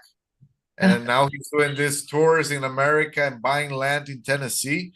I heard he bought a bunch of acres in Tennessee. Yeah, so So what's who knows happening are what? these communes, like, it's just, these are, I mean, so a lot of people are trying to buy land or create kind of eco communities, some off the grid stuff that I'm seeing happening in America, kind of like you're talking about your village, like they're creating places that are safe for kids, basically. Exactly. And so I want these places to unite, and maybe some are this religion and some are more, we're like, Of course. whatever they are, like their principles are, they may be trying to care for the earth, care for their children. Okay, so it's like, how do we get more numbers? And so this, I sort of lost my train of thought because I'm trying to envision, I'm trying to hold a vision.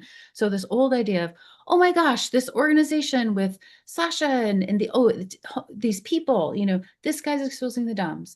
Sasha's exposing, they're having this, what was it called? I want to say ITNJ, the ITNJ. International Tribunal for Natural Justice. That's right. I'm thinking Myers-Briggs. I'm like, no, that's not right. I know it says tribunal. So everyone's like, yay, there's a tribunal. We're going to get him, and we're having, and it looks like a court, and they're having actual Yeah. survivor testimony. It's like, wow.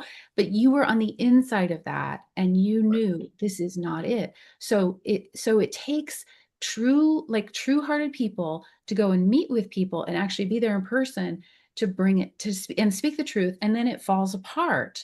So we get rid of the ones that are actually farces or, controlled oppositions. But then what are we going to have instead? What is going to happen instead? Like, what is the vision? Is it a TRC, Truth and Reconciliation Commission? Is it another tribunal that's actually good? It's some kind of a global effort, or is it come from grassroots, from organizations, which I could talk about more? So I'm just really curious about that piece of the vision of, and maybe I'm premature, like maybe we have to take out more of the density in the middle that's distracting us to get Of the critical course. mass, and then more people will come up with what it's going to look like. Well, it is a very complicated conundrum, because we're talking about divisions and lines that have been drawn for centuries. I know. We're trying to unite a groups of people that have been at each other's throats for a long time. I And of know. course, what better purpose to do it than helping children and the Yes. most vulnerable, of course. Unite should But unite everyone. Yes. yes, but for some people, even that purpose, which on paper should be like humanity's priority, because if you think about it, the way this world is diseased and full of evil and full of just violence, and for the most part, at least that's what we see on the news, right? Because when we live our lives, we actually don't see that as often. It's strange. Oh. If you decide to live your life and surround yourself with the people that you love, it's like you're living an alternate reality. And that's also part of it, because even though you inform yourself about these dark subjects, or you dedicate your life to it, as you do and I do, we also need to draw a line and live our lives and try to be happy and love and be loved, as you said. And just realize that parallel to all this fight and all this war, we have this side of our life that can be completely almost separated from it. Unless, of course, someone is threatening your family, or which it happens every once in a while. But the happy moments, those happy experiences, the moments that really make you smile and realize that you want to live this life despite everything else, that's still there. And that should always be there. This is very important for the people that want to inform themselves about SRA and mind control and abuse and all these things that are horrible and even traumatizing to hear about. If they're traumatizing to hear about, imagine being there. But it should tell you something, that the people that were there are the ones that are actually pushing back, despite coming back to places that were in which you might have some triggers and memories, like you being there in Seattle. I was in Costa Rica a month ago, and I didn't have a good time. I mean, I had the chance to do a lot of self introspection, so self questioning and things that I wasn't able to do with my happy life here next to my wife. I needed to taste a dose of loneliness and misery, in a way, to realize how much I was giving up if I was to change the way I live, if I was to pursue empty things that I used to like, or, for example, just being in Costa Rica, I told my mom, who is a wonderful woman, it's just that Costa Rica doesn't sit well with me. It harms me to be here because of the things that happened to me there. And my mom said, I know, I just know you're just better off in Portugal because that's your new life. And that's why when you said that you were coming back to Seattle and all that involves for you personally, it touched me, because I just experienced it, and it's not easy. It's something that really puts you to the test. Yeah. Because you even are driving, and from one moment you're on Uber, and from one moment to the other you see this house or you see this alley, and you remember something. Oh my God. That is you even remember the smell. You remember things that are very vivid. Yes. I'll tell you. I want to tell you a memory. So I'm driving down here, and I used to eat out a lot of fast food. I used to eat a lot of, comfort food that was not good for me in Seattle.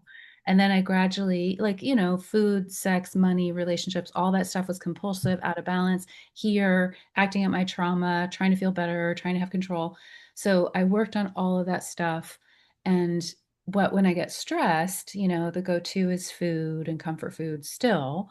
And so I'm driving here and I'm like, I want to go to Taco Time. And some part of me is like, oh my God, their food's filled with nanos. Like, don't go there. And it's probably cannibal, and I'm like, well, I haven't really heard that about Taco Time, but who owns it? Oh, I don't have time to look. And I'm like, I want to go there. So I'm like, all right, I'm going to go there. If I die, I'm going to die of Taco Time. So I go to Taco Time. Whatever happens, happens then. And red meat. Like, sorry, I can't be here, Alessandro. Yesterday so I get this this burrito and Mexi fries, which are tater tots. And so I pull over and I'm eating them, and I'm like, oh my gosh, this is by a Red Lion Inn. And I was trafficked in a Red Lion Inn when I was 10 years old. And I wonder if that was the one. And so I was like, holy, is that why the spirit has brought me here to this Taco Time? So I eat my food. It's delicious, whatever else it does to me. I drive over, not that I'm advertising Taco Time. I'm sure terrible, but Anyway, they were nice. I go in and I'm trying to get a feel. Is this the place? Because I have so much memory loss. I have brain damage from Of electrocution when they're trying to course. make me not remember. Of And so course. I go in there and I'm like, was this it? And I'm talking to the woman. I'm like, I'm looking, it's like 2 stories, your windows look out, and there was like a game room. And so she's showing me where to go, and I'm taking pictures and I'm comparing it to this memory I have. So I'm going to go into a memory. So a bit of a trigger warning potentially. So I am on a trip with my dad. It's a business trip. So I'm 10, he's, in his 30s. And we stay at the Red Lion Inn somewhere on the I-5 corridor down between Seattle and Reno, because we stayed at Uh-huh. a series of hotels. And the Uh-huh. memory is that I am overcome with lust, even though I'm 10. I mean, Mhm. I used to have these just complete overwhelming with sexual like urges, 8, 9, 10. And so my dad had to leave to go on business, and he told the staff to look out for me and left me alone at the hotel all day. And he Yeah. left. And I had this overwhelming urge to be naked and go and open the curtains of our room, and that businessmen were going to come. And Mhm. so yesterday, I'm like, is this, I could see the windows. They opened into this courtyard area outside, and there was a pool. So if you were at the pool, you could look up and see that there's a naked child standing in the window. Like, Of course. and I'm like, I think this was it, but I'm not Uh, sure. And so uh-huh. but I'm feeling like shit, which is why Yeah. I'm compulsively wanting taco time to kind of stuff my feelings. Of And as far course. as I've gone with all the work I've done, sometimes I lose, you know what I mean? I don't just sit there and meditate and get the memory and write about it in a journal and process it. Sometimes I'm like, nope, I'm stuffing it today. I guess I'll share it now and I'll share it later and I'll process the emotions. It's so frustrating to not know exactly what happened where, but I Yeah. have a lot of facts. It's a red line. I know the words. But so just honoring, like, thank you for being touched by how challenging it is when you're a Yeah. survivor to Of, live and try to function. And leaving Seattle was one of the best decisions I've made for my healing. of Um, course. Going back to Costa Rica, if you were abused there or bad things happened there, or you did things that, you have this dense, and it connects to your body. The Like air this. is heavy, Yeah. it's like everything. The whole energy gets transformed into something that it's like here, there's not so much weight. The weight Yes. is gone. And Yes.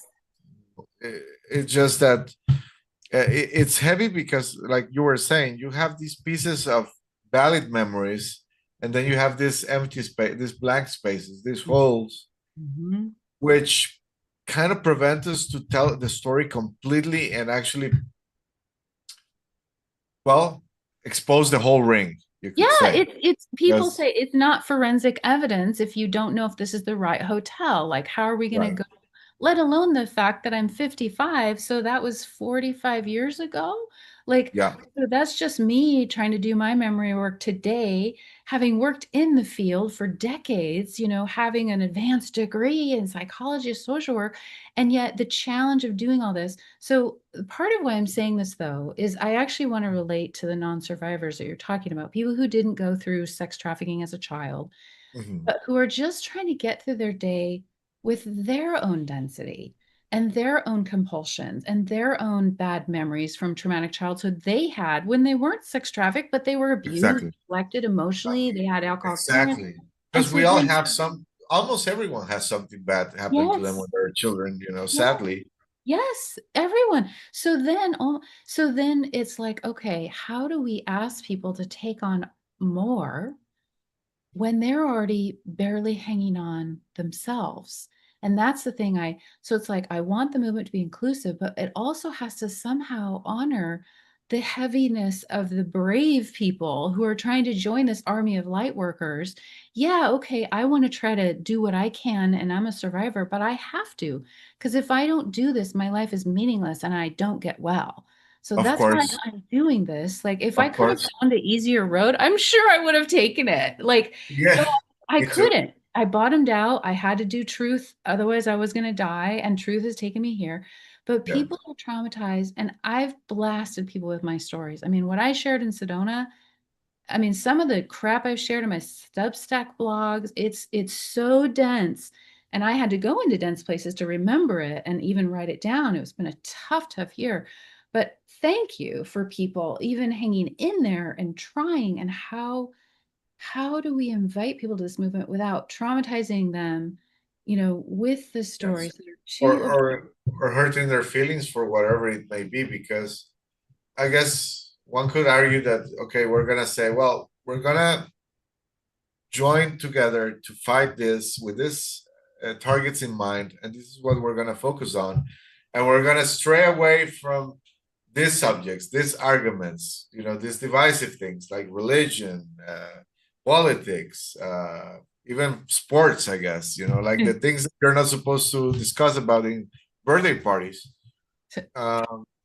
But I think that's almost impossible, because when you are working so closely with people, you naturally get to know each other, and you have to talk about where do you come from, why are you here, why do you Mhm. believe what you believe in, Mhm. and the thing is about, because triggering and triggers is like, it goes hand in hand with us, right? There's things that no matter how strong we are or how recovered we are, I can tell you in all honesty, there's things out there that still trigger me, even though I feel stronger than ever.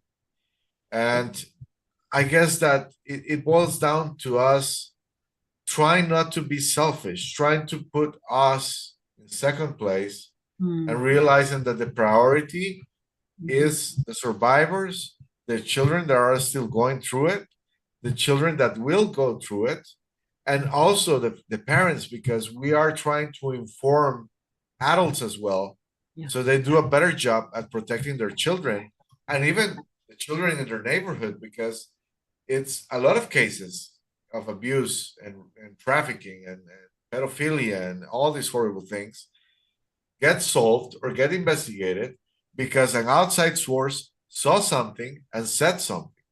So it boils down to that. If you see something, say something. Yeah. And for that, you have to be informed to some degree on what to look for.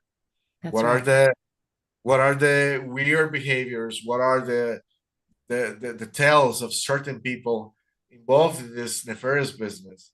Yeah. And they usually have this ability to just camouflage and to not be seen and to pass as regular people. But if you really know what to look after, it becomes almost like an allergic reaction. You are around someone that is involved in these things, and you immediately feel this recoil, this thing, Something uh, off. Hmm. something off. And my wife is always amazed, because every time that I tell her that guy is dangerous, that woman is trouble, this and that. And the first time I met them or see them, and my wife says, "Oh, come on, don't be like that. You're always trying to read everybody and doing the body language thing and this and that." And I'm like, okay, let's talk in 6 months. And 6 months later, something happens, and my wife is, "Wow, you were right, and you told me, you warned me, Yeah. and how do you know these things?" And I'm like, "Well, I'm trusting my gut feeling, because my gut feeling is 50 and 0. It has never lost, Wow. and when I've decided to not listen to it, I always end up regretting it, because it comes back to bite me in the ass. Yeah. So, you know, and that gut feeling, you could say, oh, it's my intuition, it's my sixth sense, or is God, Yeah. whatever you want to say it is, Yeah. it's you. Where my role here, you. I don't know if you identify as a Christian. It makes no difference to me as far as me working with you or liking you or respecting you as a person.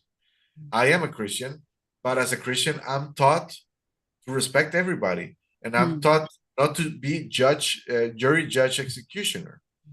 As much as the temptation that is sometimes, because it is a temptation. Um, my real Christian teaching is to be humble. And in my role, I'm not a priest. I'm not a missionary. I'm not, certainly not a Jesuit. Ew. Uh, but my role is as a fighter Yeah. to just protect and defend innocence. That's what I believe it boils down to. Because if we protect and cherish innocence in this world, everything would change overnight. Abuse creates abuse in many cases. It takes a lot of courage. And I don't know if we're a minority, those of us who are abused and actually fight back and make a stand against it, because many sadly become perpetrators themselves. Yeah. And that's why I see this as a pandemic, a cancer, because for every child that is raped, there's going to be a certain amount of perpetrators being created. So that's why I think it's the most important thing in this world to fight against that, because that naturally would create a better environment for everybody. If we just focus on protecting the children, in 30 years, we would see a great improvement. Oh, I so agree. And thank you. And I I would be interested in talking about my experience with Christianity, and I almost want to do a whole other show about that. And I have great affinity. We'll just put it that way. So I want to, but I want to come back to, um, because I think you're onto something so vital in terms of who we're calling to join us, if you will.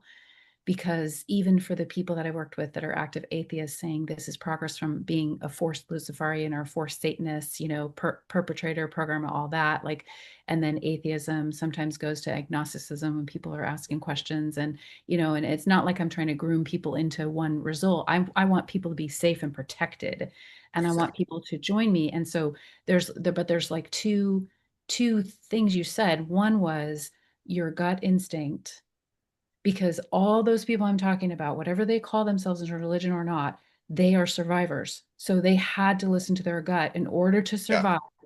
And so they have that. So listen to that. And then, I mean, if they find their way to me, they're going toward good. I mean, that's just how it goes. Mhm. But then the other thing is to guard and protect the innocence. So if people can connect to their gut and it brings them to our purpose, which is guard and protect innocence, then come on aboard, like, now. Like, we need you, the kids need Yes. you yesterday. And I so agree. People go from these traumatic injuries and they go to fight or flight or freeze. I mean, this is a polyvagal theory, which I believe in, and freeze or fall apart or whatever. But in the frozen, the freeze, then they can just be fawning and just like, oh yes, whatever, please don't hurt me anymore, and I did this, and I become complicit because I couldn't stand up anymore. I would have been dead. Then I become compliant. Okay, compliant, complicit, and then I'm forced to co-perpetrate. Okay, yeah, and this is whole design is to make me perpetrate on my own. And eventually, without someone right there, I become an autonomous or chainless slave. And then I become an agent of evil, like, and Yeah. of the puppeteers. And so for me, I dismantled that, like, one by one, second by second, moment by moment, year by year, freedom by freedom, layer by layer, to get however free I am now. And I am a fighter. That is my lineage. I am a female Very person, good. Yeah. but I'm a fighter. I'm not ultimately a peacemaker. I want to Okay. fight for children and innocence, even though I want everyone to join us in this fight. I want it to be a peaceful revolution, if you will, Mhm. revolution.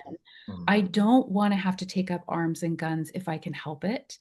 Of Um, course, as a but last resource, I guess, for yeah, defending children, yeah, I would do it. I I would. would do I it too. absolutely would. I want to be like your grandma and not over the kid and take the And use bullet. yourself as a shield. Yeah, Yes, that's the honorable thing for adults to do. So, exactly. so if It's we, almost an obligation. it Almost is, an it obligation. at It this is. point, and this is what one, my friend Jeanette Archer said, there are no more innocent bystanders. If you are an adult and you are a bystander at this She's point, you are completely right. complicit with the evil agenda. She's completely right. So, And at the very least, because I know that for some people it's so scary and it's just so shocking, they almost paralyze themselves with fear or with sadness. At least I gotta tell you, in my mom's case, she's a bit like that because she knows about the abuse. She doesn't know who did it, doesn't know the specifics of it. In part because I wanted to protect her from, the guilt, because there's some associations there, obviously, that she doesn't need to know more than what she knows, in my opinion, because she's not a fighter. She's not a person that is going to take arms. That's not who she is. yeah, She's a nurturer. yeah, She has all my life. She has tried to protect me or tried to get me to get better.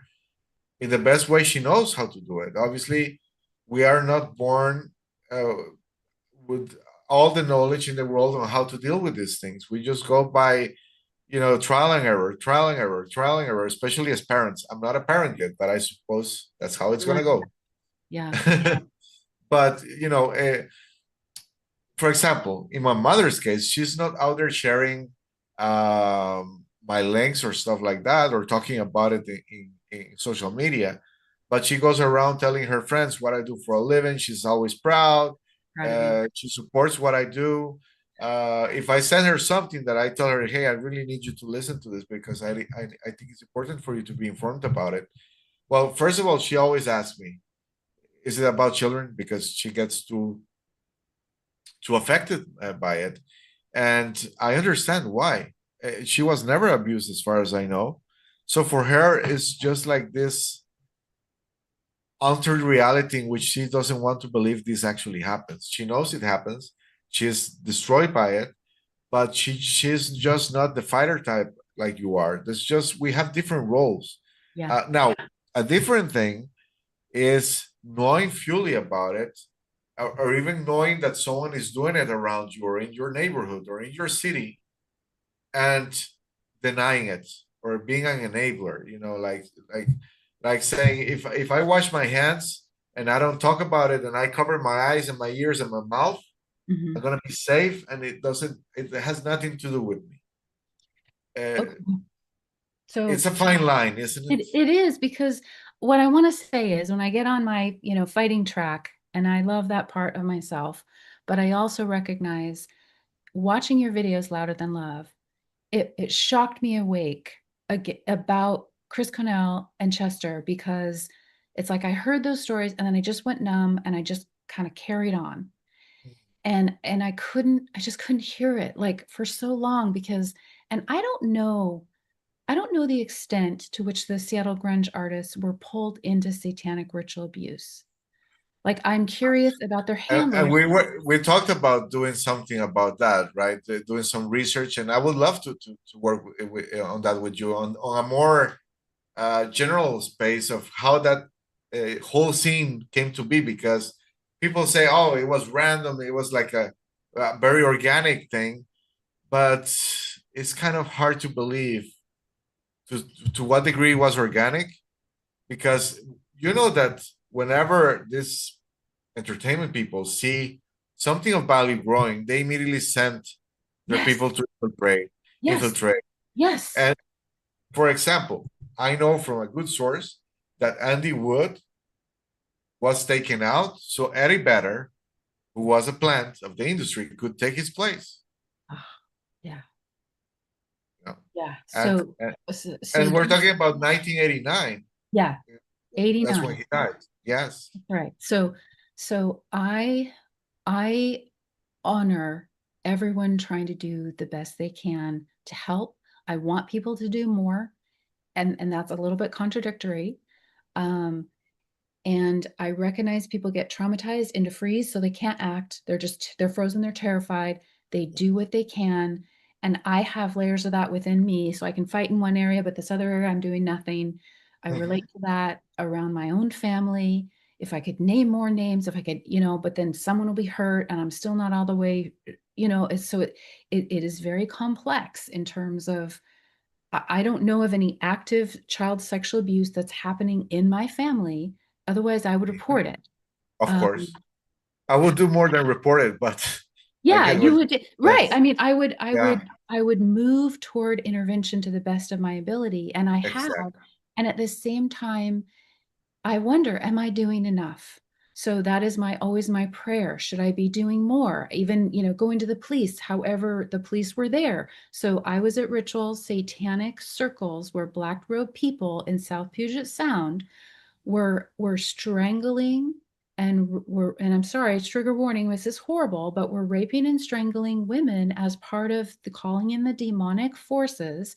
It wasn't really super religious, if you will. It was more, I mean, yeah, it was Satanist, but it was more energetic. Like they wanted power. It was power and greed.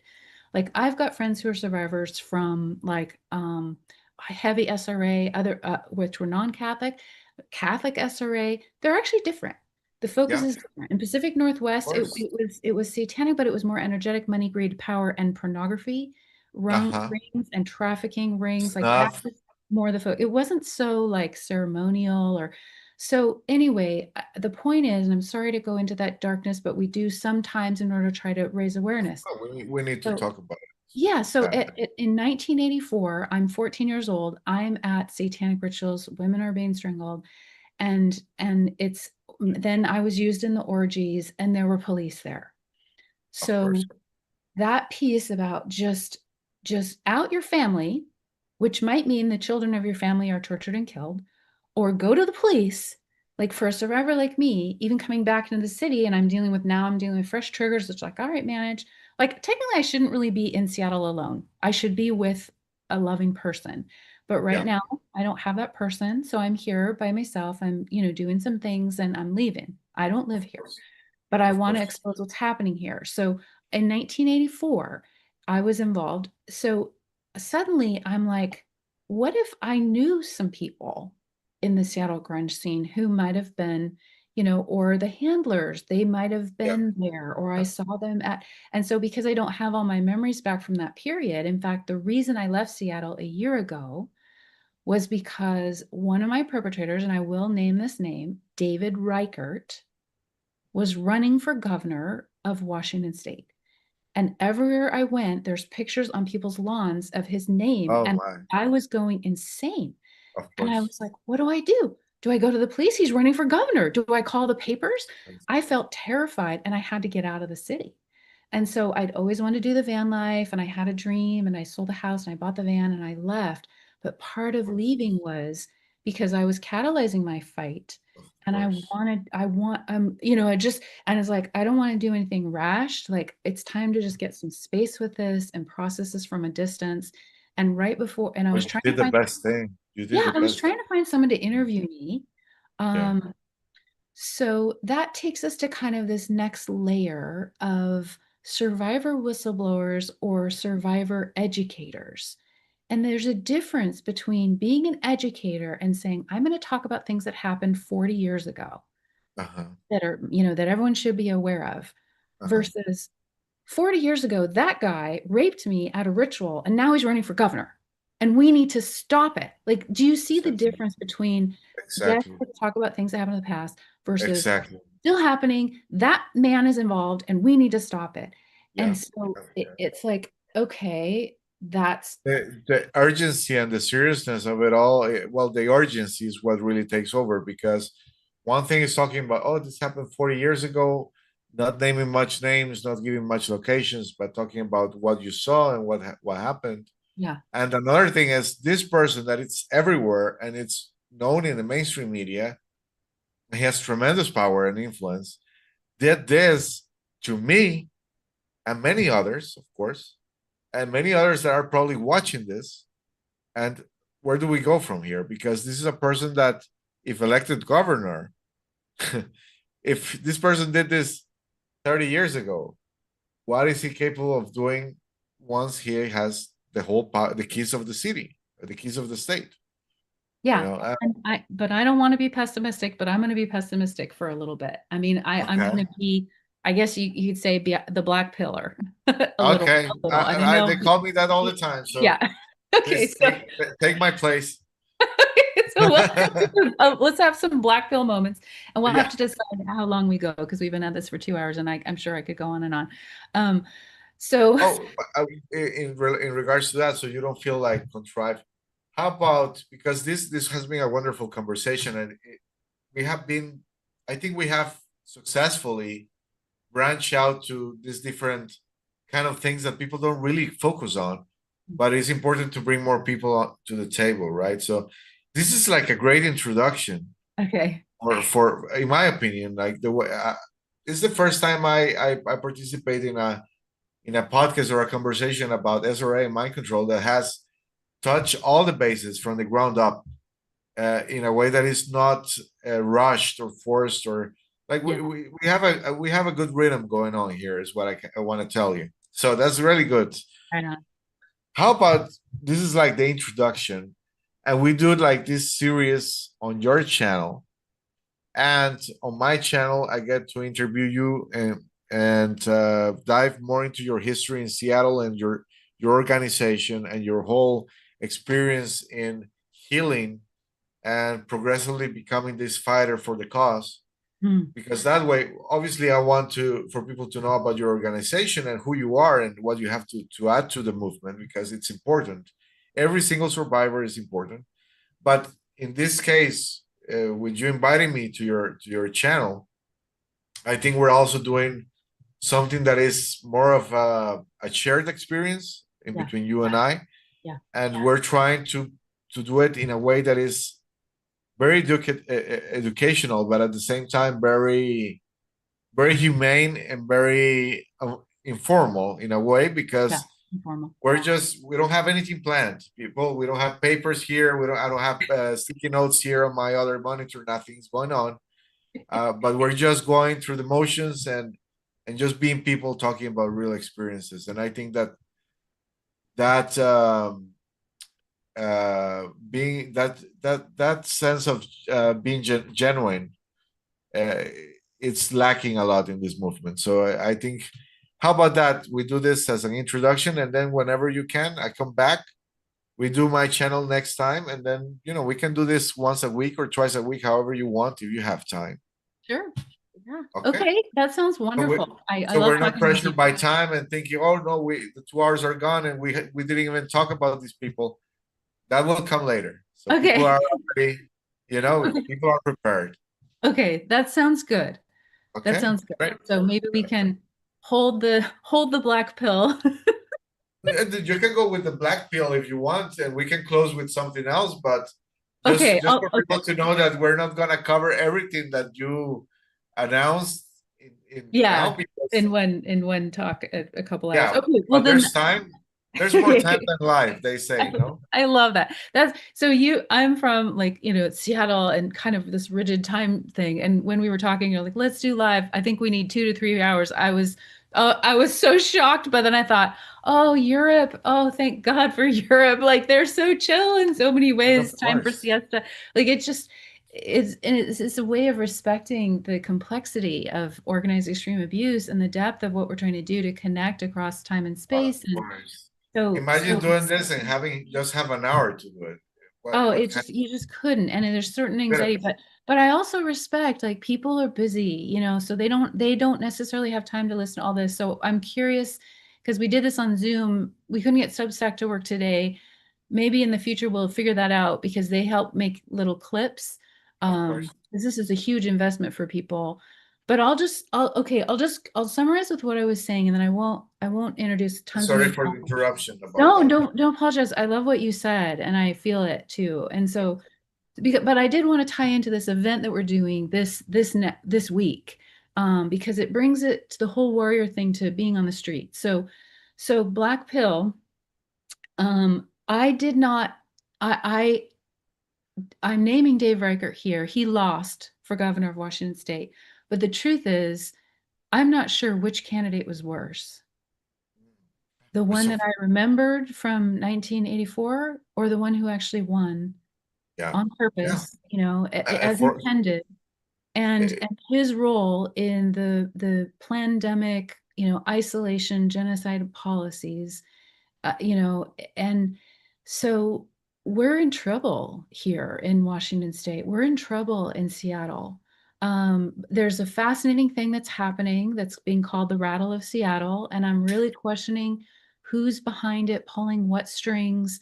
Is this another whole drama controlled uh, thing over here, even though it course. involves Christians that hope, standing up, it says don't mess with our kids. There's the trans thing that comes in there. It's not okay to be gay.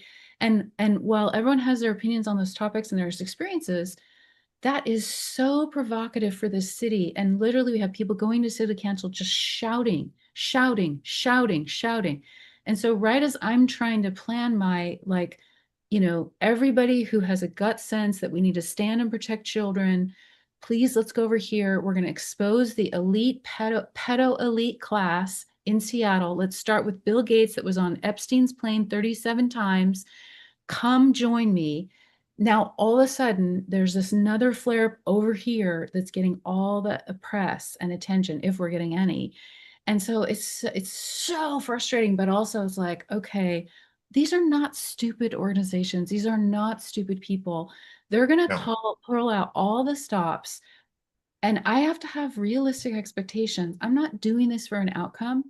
I'm doing this. So next Sunday, 11 a.m. Pacific time at Bill Gates Center. Melinda bailed on Bill and Melinda Gates Center. Now it's just the Bill Gates, of foundation. course. Um, I think she divorced him more of it was more of a PR move, but yeah, yeah, you and know. cheeky. I mean, that whole thing is just like, okay. So, but regardless, the Bill Gates Foundation, 11 a.m., we're having a rally. And how many people are going to be there? I know at least two. So my boots on the ground on the streets mentor is Timothy Lastly. Timothy has been to the Gates Foundation. Last count, it was, I want to say, what, 214 times? Wow. Like, this is a man who gets up, gets dressed, gets his bullhorn, gets a wagon, fills it with his stuff, goes out there, stands out there. He plays stuff. He speaks to he tries to educate passersby. And it's been a little tough because he has been very, very inspired by Alex Jones.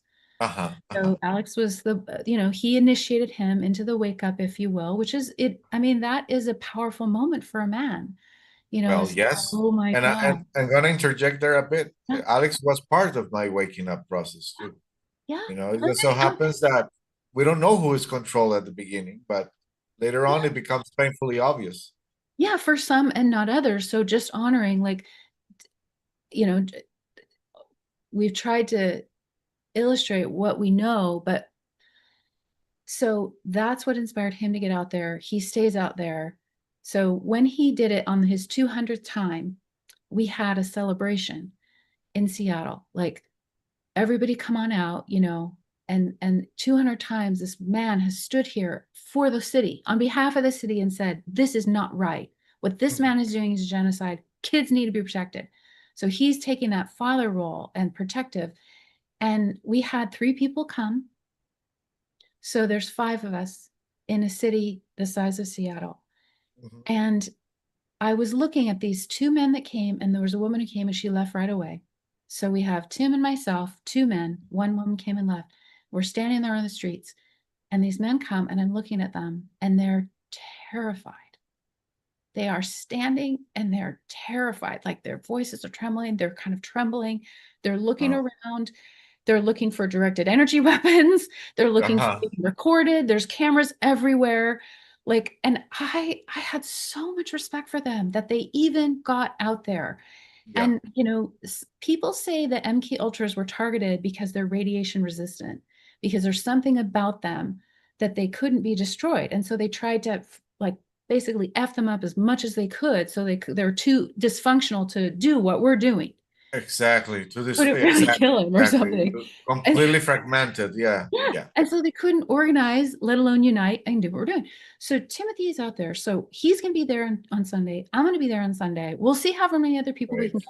I messed up great. the address on my Instagram thing because I think I was stressed. But Of okay, it's at the course. Gates Foundation. It's Fifth and Mercer. And we're going to have signs and we'll see how many people get. But even if we just have the 2 of us, there's something energetic, good, light that happens when we do that. It's just real and true. So I can't come to Seattle and survive a trip like this without doing that. I have to do some kind of thing in person. Otherwise, I just feel like I'm going to go insane with rage Of course, at of what was course. done to me and no justice after all this time. Uh, and then I was trained to use my anger to maim, torture, hurt, and kill. That's how I was trained as a asset slave. I Oh, wow. never want to do that. I'm a Very, of that rage just clicked recovery. to me because that was reminding me of the BTK killer, kind of. Find, torture, kill. Ridgeway, was it? So Ridgway, I don't know that he was the same as BTK. Um, there might be 2 killers, or Oh, maybe, there's the Green River Killer and yeah, the Green River is BTK. Ridgway. Uh-huh. So Uh-huh. these men are connected. The Yes. Zodiac killer that was never connected. So Yes. so these are like gladiators for the cult. Yeah. They're looked at as those are the gladiators. So Ridgway was involved in my abuse, my uncle. So we'll Oh, get to wow. that, and when we get into more Wow. detail. Yeah. But the That's training, crazy. they have the same training that I did, which is it is to shunt all of that rage over everything that happened to me and and then aim it toward the unworthy. Uh-huh. Uh-huh. Uh-huh. Right. And so aim Wow. it toward the but who are the unworthy? It's the throwaway children. I mean, again, this language is so Yeah. satanic, but it's the ones who are not strong enough to survive. Uh-huh. And therefore we have a right, and this is my horrible training talking, so don't let it creep you out too much, but we Of have a course. right to destroy the unworthy. And so I have those neural pathway channels in me that Of I've course. rerouted through my rage recovery and my 12-step Of addiction course. recovery and all that stuff. But when I'm in Seattle, I feel it so strong because the rage at the injustice is so strong. And so Of that's where course. I'm like, ooh. So it's like, okay, I have to create a safe outlet and it has to be in person because I have to be embodied. So I'm going to go stand on the street corner on Sunday, have my bullhorn. Tim and I will play some stuff. And I was thinking of playing something with your permission from your Louder Than Love series because Of course, absolutely. You have I thought that was that was an insult to Seattle and the men of Seattle who were empowered by the grunge movement because yes. Chester and Chris had something of their hearts and they spoke into the pain of men and the isolation and the scream, the vocal range. It was like, and then of course the electronic broadcast and the guitar. So they took all Being of survivors that. themselves, and all of it, Yes. Yes, yes. So anyway, I don't know what I just had to say all of that, I guess, as we're before we wrap up. Amazing. No, amazing. This is I mean, your story is quite a story. The connections, and obviously I've always felt a romanticism and a sort of mysticism with the Seattle area, as many musicians that grew in the 90s do, because Yeah.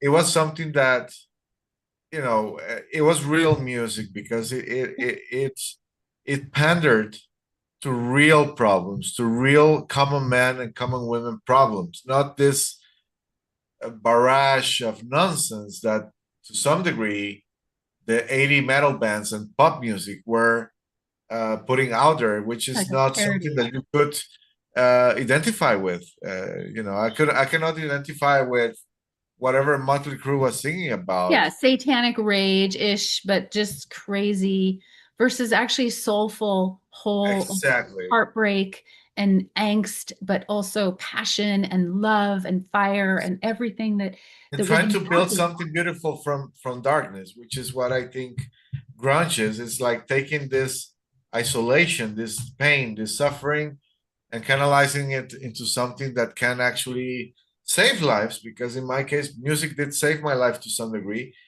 It also, and it wasn't the music, it was the people around it, managed to also harm me. But it's this beautiful redemption story, as Yes. we were talking, that connects with people. And people like Kurt or Elaine or Chris, nobody thought they were going to become someone when they were young, and they No. just became these juggernauts of a complete emotional movement that to this day have emboldened and saved many lives just by communicating this message that you're not alone.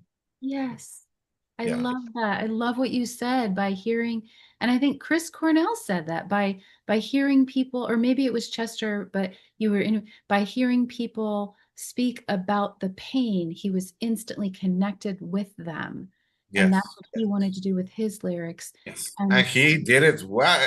Oh, wow, he did it. oh God, he did it. I went to Lollapalooza. I was at the concert. So this Sunday, I want to kind of dedicate. I want to dedicate to Chris. I want to dedicate to Chester. I want to dedicate to you, to all the musicians Thank whose you. spirits were almost, they were murdered or snuffed out, but so many are still alive who still have that inspiration in them, but were traumatized by their role models being you know, oh, he killed himself. Oh, did he really? No, he was murdered, which is also scary. So better keep Yeah, a lid on it. But they're not even consciously thinking that. They're just kind of getting on with their lives. But it's like, let us remember that scream. You know, let us remember and let's put it to service to protecting innocence, which is, exactly. you know, so Which yeah. is what became, I guess that's what their main purpose in life ended up being, that one. You know, it wasn't even, but they were famous already. They, sadly, their families were crumbling because they were co-opted to fall in love with these women who were ultimately handlers and controllers. Yes. Uh, Which is what but I was trained to be, that woman. Like, so that I'd imagine, like to talk more about that whole thing of being trained to capture and bring the male down. of course. Um, Well, we can open up with that in at the Total Disclosure podcast in a couple of days, I guess it is. No? yeah, if you want to do it, I'm free. If not, we can Yeah, put it sure. off. Of course, I want to do it.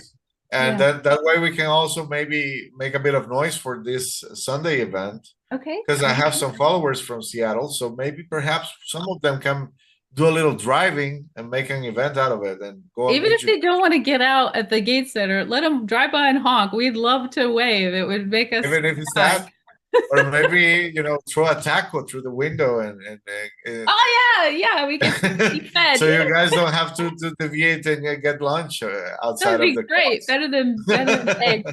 We've never had eggs thrown at us, but we've been there many times. But Tim's been there the most. So if people want to go, they can park at the QFC. You know, they're supposed to buy something, Perfect. but it's free, whatever. Anyway, so okay, so maybe we wrap up. It's almost been an hour and a half.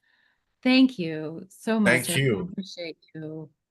I appreciate you too. I'm very grateful for this, and I'm very intrigued to what's gonna be the whole product of what we're doing, because I gotta say this has like a vibe of being a chronicle, something like a really extensive, in depth, and I'm actually curious to what, for example, your friend Janet is gonna say. I know her. I spoke with her a couple of times. She's really nice.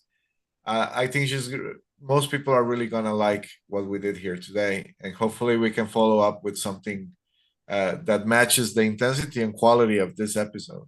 I hope so too. And if people watch, if they get engaged, if they ask us questions, that would be really fun too. That You would be know? fun, of Yeah, I course. haven't been Yes, looking on YouTube at all. I probably should peek over me there. neither. Um, uh, Perhaps we can answer some of them for the next one. yeah, that'd be fun. Questions. Yeah, yeah, yeah, yeah. I hope it is. I hope it is going. It looks like it is. It says It YouTube. is. Okay, Oh, good. great. All right. So shall I stop it? We wrap up. Yeah, let's wrap up and meet in 2 days then. Okay, sounds like a plan. So we'll Sounds like see a plan. you on Wednesday, um, this week, and Same time, no? same time. Yeah. Same time. Okay, perfect.